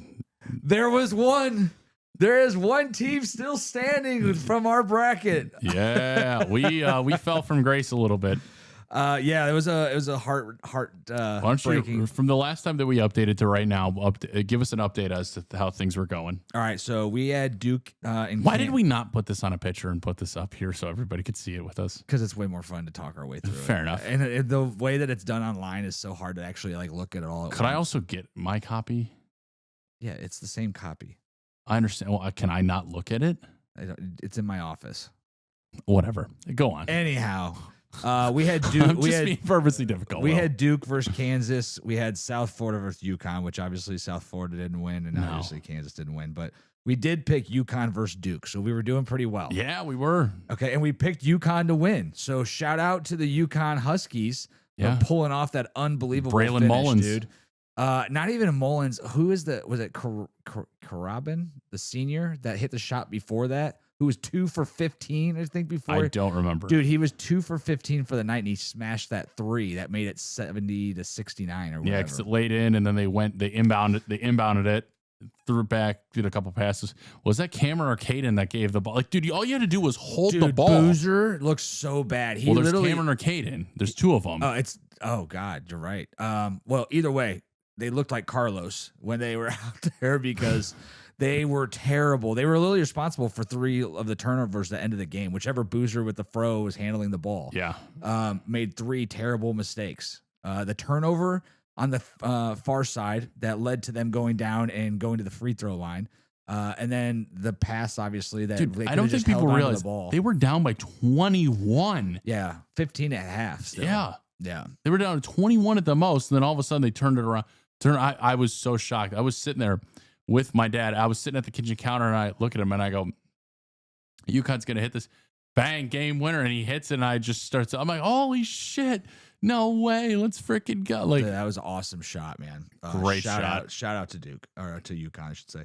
All right, so shout out to Duke for choking. Yeah, for real. For keeping us alive in the bracket, because we got UConn winning this whole thing. Yeah. All right, the next one we had was Iowa versus Vanderbilt, which was Iowa versus Nebraska. And then we had North Carolina versus Houston, which was Illinois versus Houston. We had Houston moving on against Vanderbilt. That did not Neither happen. of those teams made it. I can't believe Houston lost. I didn't even hear about them losing. It's just like, oh, yeah, they're done. It was like a close game the whole time, and then I looked up and they were down by I think 7 or 8 with like a minute to go. Dude, Michigan spanked the absolute brakes off of Tennessee. Dude, we had Michigan getting upset by Georgia in this. Boy, were we round of dead wrong. It's 32. going to be Michigan, UConn. Yeah, I think so too. I really hope it's UConn. I do too. It'd be fucking awesome for us to pick it. But we did have Tennessee going all the way. So we had Georgia beating Alabama beating Georgia, which it was Alabama versus Michigan. Michigan won that, and then we had Tennessee versus Tennessee State. Tennessee winning and going against Bama. It ended up being Tennessee versus Michigan, which they got the breaks beaten off of them. Dude, I'm telling you this right now. That was one of the worst games I've ever seen. Yeah. I mean, it was an ass. I mean, it looked like a first-round game. Other than the Duke game, honestly, with UConn, most of these games were 10-point games for most of the game, and even Duke looked like it was going to be a blowout to start. All right, and then up top we had Arizona versus Arkansas, winner, and then we had Gonzaga versus Purdue, which was wrong because who did Purdue play? They lost, right? Yeah, I don't remember who they lost to. But we had Arizona. This is bad. But we had Arizona, and we picked Purdue over Arizona, and Arizona ended up winning in there in the Final Four. And then so we got 1 out of 4 teams in the Final Four. But the team that we have winning it all. So shout out to us and all our future success. Oh, dude, they lost to hopefully. Arizona. Who did? Purdue. Oh, Purdue did make it to Arizona. Yeah. Oh, shoot. Okay, so we did have that right. I'm sorry. I don't know why that game drew a complete blank. Yeah, I'm sorry, I watched Arizona beat Purdue. Yeah, you know what? I even have them checked off here. So, yeah, Purdue and Arizona. So, Sorry, guys. Our notes were off. We had Purdue winning, though. That's the problem. Yeah. Oh, okay. Yeah, so, I mean, obviously, we're winding down. The Final Four starts, Thursday? Yep. And then championship game is Sunday night? No. Saturday night? No, it should say on there. It should. It should does. say the date. It's Monday. It's the 6th. It actually does say that. Yeah, April 6th. Yeah. Yeah. It's always on. It's never going to be on a weekday. I mean, I didn't watch every single game. You know, it's the hard part of having a job and like doing all these other things. Guys, like I want you guys to understand something. Me and Will, I work as a traveling vendor. He works in cybersecurity. In no way, shape, or form, and throughout our days are we allowed to just magically whip out our phones and start streaming on meth streams, 1-2-3 movies, or crack streams the games.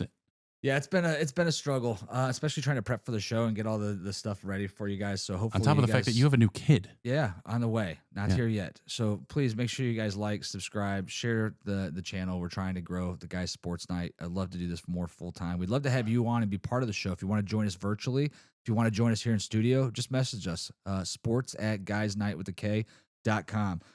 So what was your overall thoughts as far as the March Madness tournament so far? I mean, obviously there's some big shots. You talk about the Kentucky game, you talk about the Duke UConn game. But overall, I think the average defeat was by more than 15 points, double digits, not as many close games. Yeah. Didn't really have a Cinderella team this year. That Tennessee drug it on. Tennessee, I guess so, huh? Because Texas was 11, but you know when we talk about It's kind of just a meh March Madness. I mean, there's some great plays. We talked about there was only one walk-off championship game shot, right? So maybe we'll get one of those this year. The Final Four are the best 4 teams in the country, though. You can absolutely say that. I mean, yeah. Yeah. Like if they make it there, you have to. Well, no, I'm saying like they've been the best teams all year. I mean, we had 3 number one seeds. Who's there right now? It's UConn, Michigan. Who else is over there? Yeah, you got Arizona 1 seed, Yeah. Michigan 1 seed, and then you've got UConn. Sorry, I'm trying to remember who beat you. Illinois was a 3 seed. Oh, Right? Is Illinois the other one? Yeah, You tell me. Illinois. Yeah, they beat. Okay. Yeah, so either way, exciting season. We'll see what happens. I mean, you know what? I'm not. There are going to be years where ultimately, like, it's going to be great. It's going to be super fun to watch. And no, they start Saturday. The game starts Saturday. Gotcha. Well, Alabama broke our bracket. We could have really had a good year if Alabama would have got. It past is what it Michigan. is. It is what it is, man. Ahead, but what are you gonna do? All right, so we're gonna wrap this episode up here, and obviously, before we do that, we have to go into what we consider our top 5s.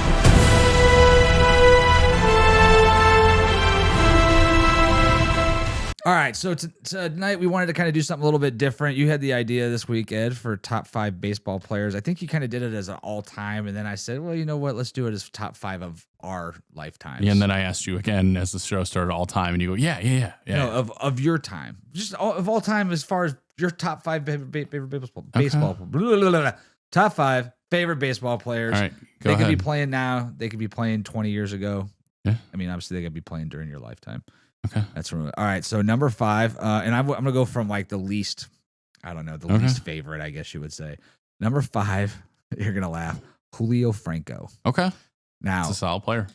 Julio Franco. The only reason he was on my top 5 is I adopted his batting stance my sophomore year, and I hit 400. Okay. I'm talking. If you haven't seen Julio Franco's batting stance, he basically had like 2 fingers on the bottom of the bat. I don't remember this. I got to. Cocked up over his head, and he kind of hit like this. And the drop down and swing through was about the longest motion ever. Oh, yeah. But the dude hit like 30 to 40 home runs every year. He's a 300 hitter. He was one of those guys that was on the later versions of the Tribe as a kind of like at the end of his career type guy. Did you ever see Kevin Youkilis's batting stance? No, but I know I might have actually, because he had something very similar, if I'm not mistaken. Yeah, similar. Yeah. But yeah, Julio Franco was my number 5. My number 4, this was a tough one because I as far as, oh God.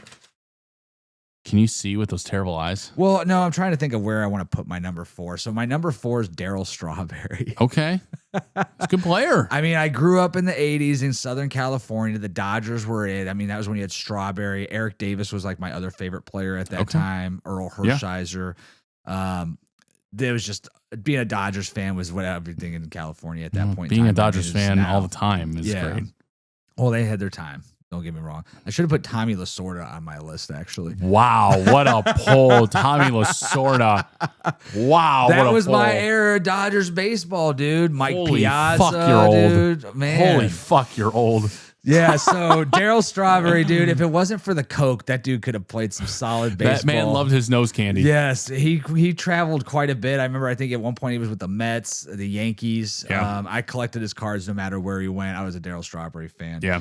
Number 3 is going to be Nolan Ryan, dude. The Ryan Express. Okay, the man. Ryan Express. Dude, when you were a kid, it didn't matter where you were from. He was like, everybody that pitched wanted to be Nolan Ryan. Now, dude. what's your favorite memory of Nolan Ryan? Because I have one. I genuinely have one. I'm trying to remember. It was like a fight when he was with the Houston Astros. I don't know why it sounded like it was going to be a different name or something. But I want to say it was. I remember him with the blue because they had the orange stripe that went across the middle. You're talking about when he hit Robin Ventura. He stormed the mound, and Robin Ventura. He's a rookie at that time. I remember writing an article on this. Nolan Ryan is in the last portion of his career. He's on his farewell tour, right? And he fucking drills Ventura right in the side, and he eats it. And he's like, you know what? Fuck this old guy. Flips his bat, starts running out there, and he goes in. And he goes in to tackle him, and all of a sudden you just see just the meme of just hold Ryan. on a sec. I'm gonna pull it up right here so our everybody can kind of just. Here's Ventura, RBI single in the first. Watch out! Look at this. Boom! Just fucking drills him right at the top of the shoulder. You gonna come after Nolan Ryan, bro? Look at him. He's like, get out of here! Bang! He gets like 10 shots off. Whoa! I knew it. That man is from Texas, sir. Do you even know what you're doing? Wow. Again, Nolan Ryan is in his 40s. Yeah, there. dude. I mean, that is and Robin Ventura's in there at like in his 20s. Dude, Nolan Ryan was awesome. First player to strike out 20. Maybe it wasn't the first, but I definitely remember his 20 strikeout game. But yeah, dude. I mean, Nolan Ryan was just a beast. Every time you wound up and practiced on your pitch back in the backyard, dude. Did you ever see the video of him when he was like he ended up throwing out the first pitch? He still has that gas. Did you watch the documentary? I want to say that came out last year on him. I didn't even know there was a documentary. Yeah, I want to say it was like on Amazon or something like that. But I don't have Amazon Prime. Yeah, it was called the Ryan Express, and they did the story on him and stuff like that. But yeah, dude, for sure. And you know what? I should have put this name at the bottom, but he kind of made his way towards the top. And this is only because he's got me into baseball again. Is Shohei Ohtani. Okay. I love the fact that this dude can pitch with the best of them, hit with the best of them. Yeah. It makes baseball fun to watch. The game's at 10 o'clock tonight. I'll watch it. I'll watch it because I just want to see it.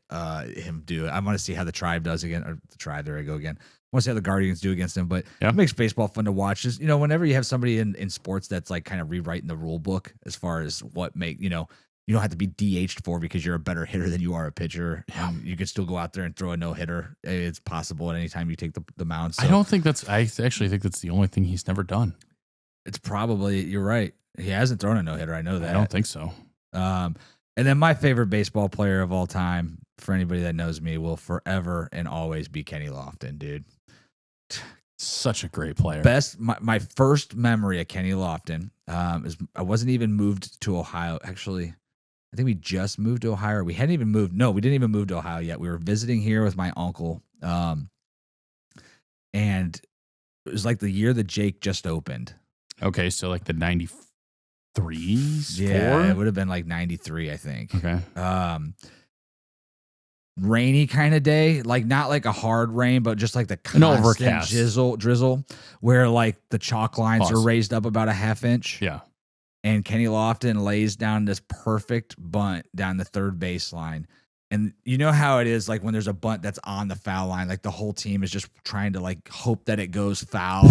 Like the pitcher's there, the third baseman's there, the catchers, they're all standing. And Kenny Lofton ran to third base on a triple inside the freaking infield bunt, dude. It was That's the awesome. coolest thing. Maybe it was second base. I thought it was third base, but it was the coolest thing ever. And from that day on, I was like, I'm diehard Kenny Lofton fan. Yeah. Like, I remember him stealing home when I didn't even think that was like a thing. I mean, Ricky Henderson did it a couple of times too, but yeah. So I was number 7 all through my baseball career. Okay. But that's my top 5, Ed. So Okay. yeah, Julio Franco, Darryl Strawberry, Nolan Ryan, Shohei Ohtani, and Kenny Lofton. So let's hear yours because you're a tad bit younger than me.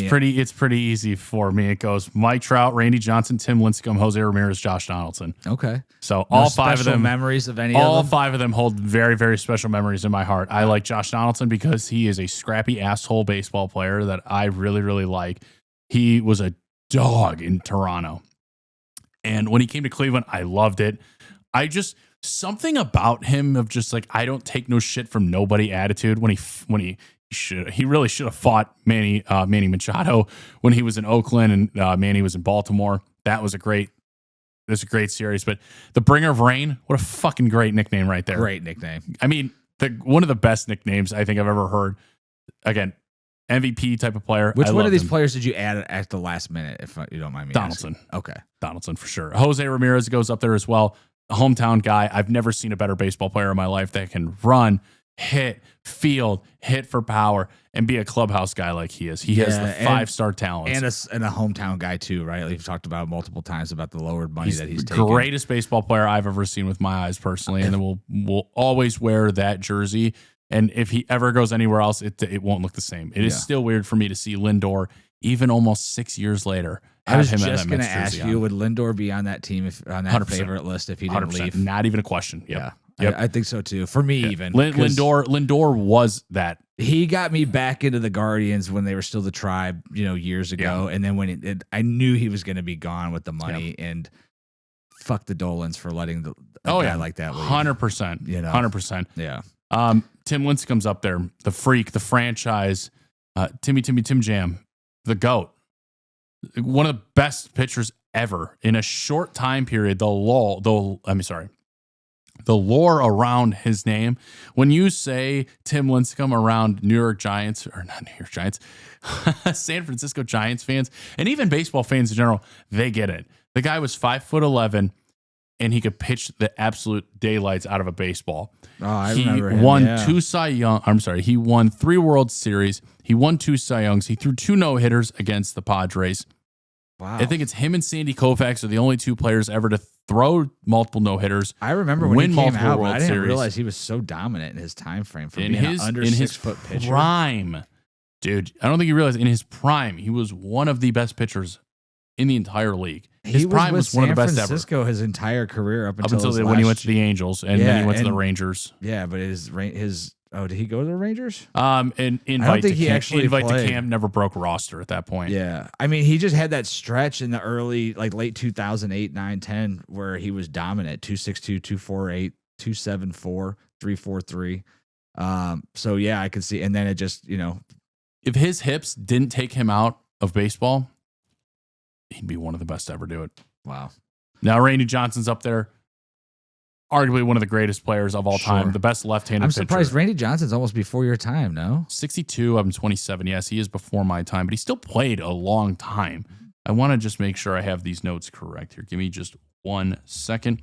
So he retired in 2009. Wow. So I was 10 years old at that time. I didn't realize that. The big unit. Okay. He led the league in strikeouts. I want to say this 9 times in his career. He was dominant, dude. Over the he was age like of 30. 6'7" or 6'8". 6'10". Yeah. He's 6'10". Just I just remember thinking about the dive that ball had to take coming from a left-hander too. Bro, Ridiculous. I mean, imagine this. You're up at the plate and the mound away from you is 60 feet, 6 inches. Randy Johnson is 6'10". I mean, it's like his cheat code. It's like he's pitching it from 50 feet away. Dude, listen to this. From 93 at 10, 94, 9, then 6, 5, then 10, then 12. Complete games. 8. Like this dude, there was a point in time where Well, I he need to read double this to digits. you. I need to read this to you. That's out of That is crazy, dude. So let me ask you this. Let me just ask you this here really quickly because I'm going to get on this sucks tangent. that he was on such a terrible team that he was literally a 500 he still won a World Series. So let me ask you this. When do you see a guy's prime in sports turn like over the hill? After what age? What would you consider the prime of a player? It depends on sport. Baseball, probably mid-30s. Okay. I want to show you this from age 31 to 42. Is this when he went to Arizona? This is from the last half of his Seattle days. He went to Houston and Arizona, and then he finished out his career with the Yankees, Arizona, and then the San Francisco Giants again. Yeah. From 95 to 2006, 5-time Cy Young Award winner. When is this? Oh, 95 to 95. In that time frame, he led the league in strikeouts 1, 2, 3, 4, 5, 6 times. 6 times. Yeah. Okay. It's disgusting. He threw 35 complete games in 3 different seasons. I'm sorry. 35 games started. Yes, you're right. Complete games 12, 8, 3, 8, 10, 5. I mean, I'm just going all over the place with here. And we're talking about an iron horse that pitched innings 271, 260, 248. 249. You're talking about his early years in Arizona. I'm looking at those stats right now. His early years in Arizona was when he was 37. Yeah. Well, that's what I was just saying. That was the best baseball of his career. 2.48, 2.64, 2.49, 2.32 ERA for a starting pitcher. I mean, the only time he was better than that was in 97 at 2.28. Like, I mean, Randy Johnson was the GOAT at pitching, dude. He is the best left-handed baseball player I have ever seen play as a pitcher. He's the big unit for a reason. I wonder what that trade looked like between Seattle and Houston. If you want to see a good documentary, again, Secret Base on YouTube. I don't like to give free shout outs, of course, but they did a great documentary on the whole thing, on the whole Seattle Mariners. So the last guy I have here, it's no shock. It's no question. It really shouldn't be a shock to anybody if you followed us for a while here. Mike Trout. Yeah. Greatest baseball player I've ever seen play. I should have screenshotted his baseball reference page, but it's so large that I don't think it would fit actually in the screenshot itself. Give me just 1 second here. We're going to go Trouty. Dude, real quick, Randy Johnson was traded to the Astros for prospects Freddie Garcia, Carlos Guillen, and a player to name later, which ended up being John Hullama. Because it was a contract year, he refused to sign. The Astros sought a rental pitcher, basically. In that time in the Astros, he went 10-1 in 11 starts with a 1.28 ERA. But they lost in the in the divisional series to San Diego, and then he joined Arizona after that. But dude, that is in 10-1 with a 1.2 ERA. And he's a starting pitcher. That is stupid, dude. In a day and age nowadays where you don't even get a chance to see a guy ever even hit 200 innings pitched anymore, this dude was lights out later in his career. Yeah. So, Mike Trout. Oh, Mike Trout. 3-time MVP, Rookie of the Year, 11-time All-Star, 9-time Silver Slugger, 2-time All-Star MVP, Major League Player of the Year, and the Wilson Overall Defensive Player of the Year. You want to know how many times he won MVP before the age of 30? How many? I could tell you. All 3 times. Wow. His last time he won was in 2019 when he was 27 years old. The guy is the greatest player ever. Ever. Not even a question. From 2015 to 2019, there was a stretch where he led the league in OPS, OPS plus, ROBA, RBAT plus, on base percentage. He did lead the league in strikeouts at one point, but he led the league 3 different times in walks as well. He led the league in stolen bases at one time, RBIs at one time, runs, WAR, you name it. This guy has been one of the greatest players ever.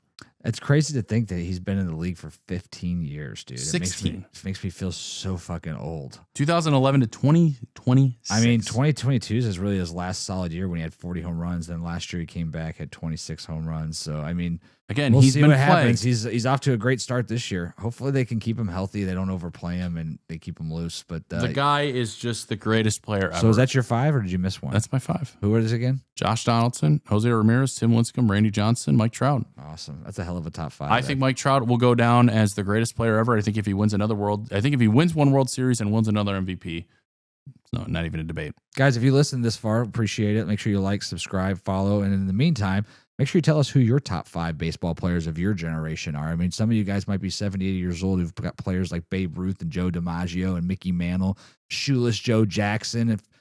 If you build it, they will come. You ever watch that movie? Field of Dreams. Yeah. Yes. Great movie. Great movie. Kevin Costner. Yeah. back when Kevin, God, he was like my age. He's so long ago. Feel old right now, guys. So, thank you for the time. Thank you for this week. hold on a second. That No, not this time. No. I know what's coming next. was that was the Guys Night Top 5. Oh, We I'm have sorry. one more episode. I'm sorry. One more segment of the show. We just started this one last week, so here's the last couple of minutes. We get to do this is what we like to call Ed's Sacrifices. Oh boy.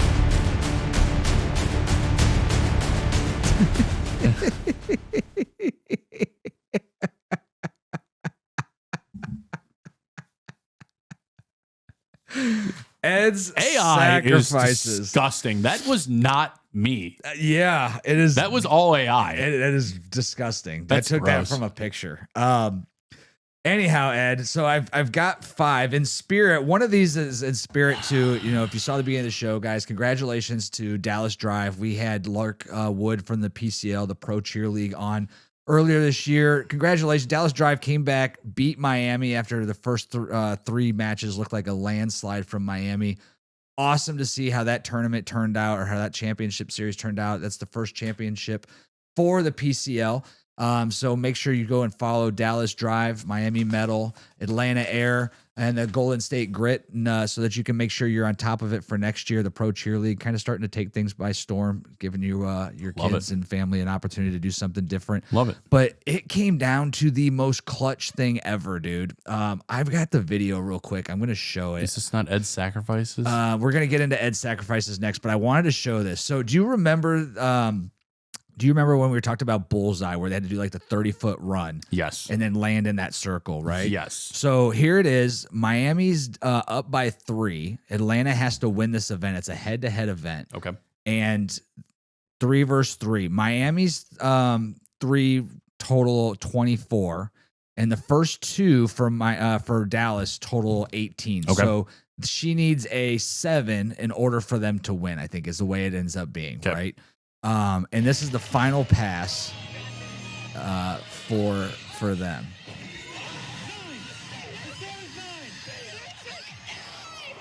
Boom, dude. Talk about clutch. That was the final pass of the game. Like I said, they needed a 7. She literally scores an 8. They win an 8 or maybe even a 9. You can see the disappointment in Miami there. And their hero, Gabby Butler. But congratulations to Dallas Drive. That was such an exciting season. We're glad we got to be a part of it. Lark, Newbie, great job of really creating a game and an environment that so many people can, take part in. And for so many of these young men and women to really continue their career in something like cheerleading. These athletes are incredible. It's great that they get to show off their talents and their hard work. We're looking to do a special episode now that the season's over, where we can actually have 3 or 4 of the athletes on, and we can kind of just talk about how that year was for them, what it was like being part of the inaugural season. Could you imagine being like part of the first pro baseball or pro NFL or pro anything season? Like, I wouldn't know how to handle myself. Like, just to have that as part of your history and your legacy that you get to share for the rest of your life with kids and grandkids. So I know they all think that's special, and we do too. We appreciate you guys being part of it. All right, so before we get any further, once again, this is Ed's Sacrifices.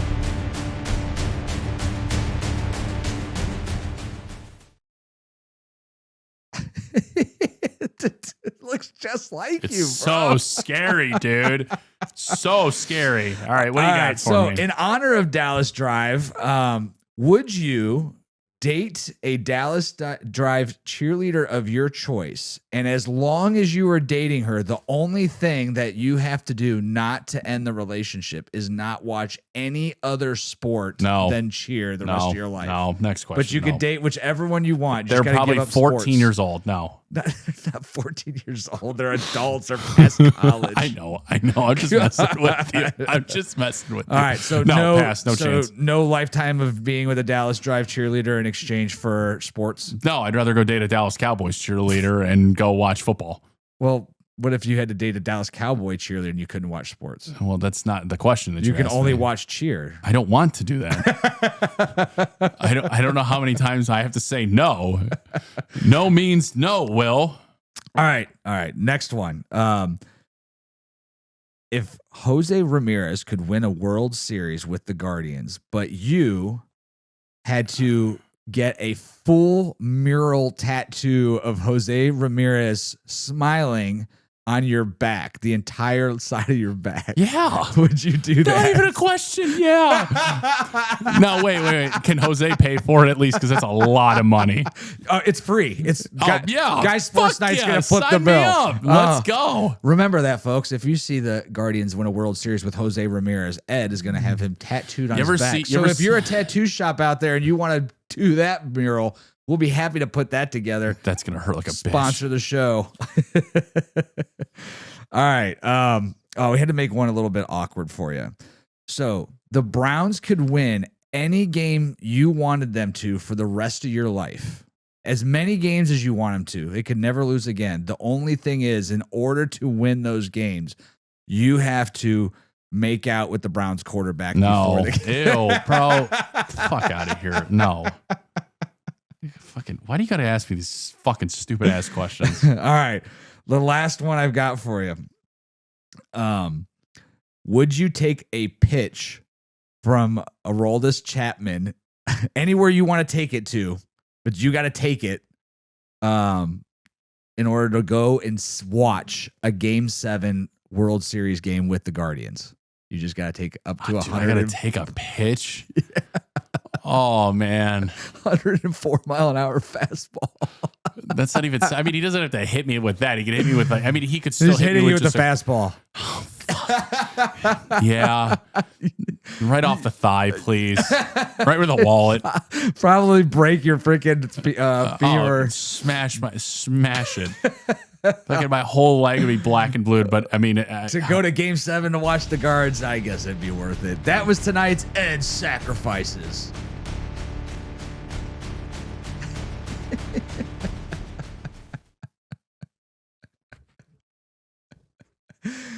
Oh, tune in next week to see what Ed's willing to sacrifice in order to see Cleveland sports or his favorite players succeed in life. I fucking hate being a Cleveland sports fan.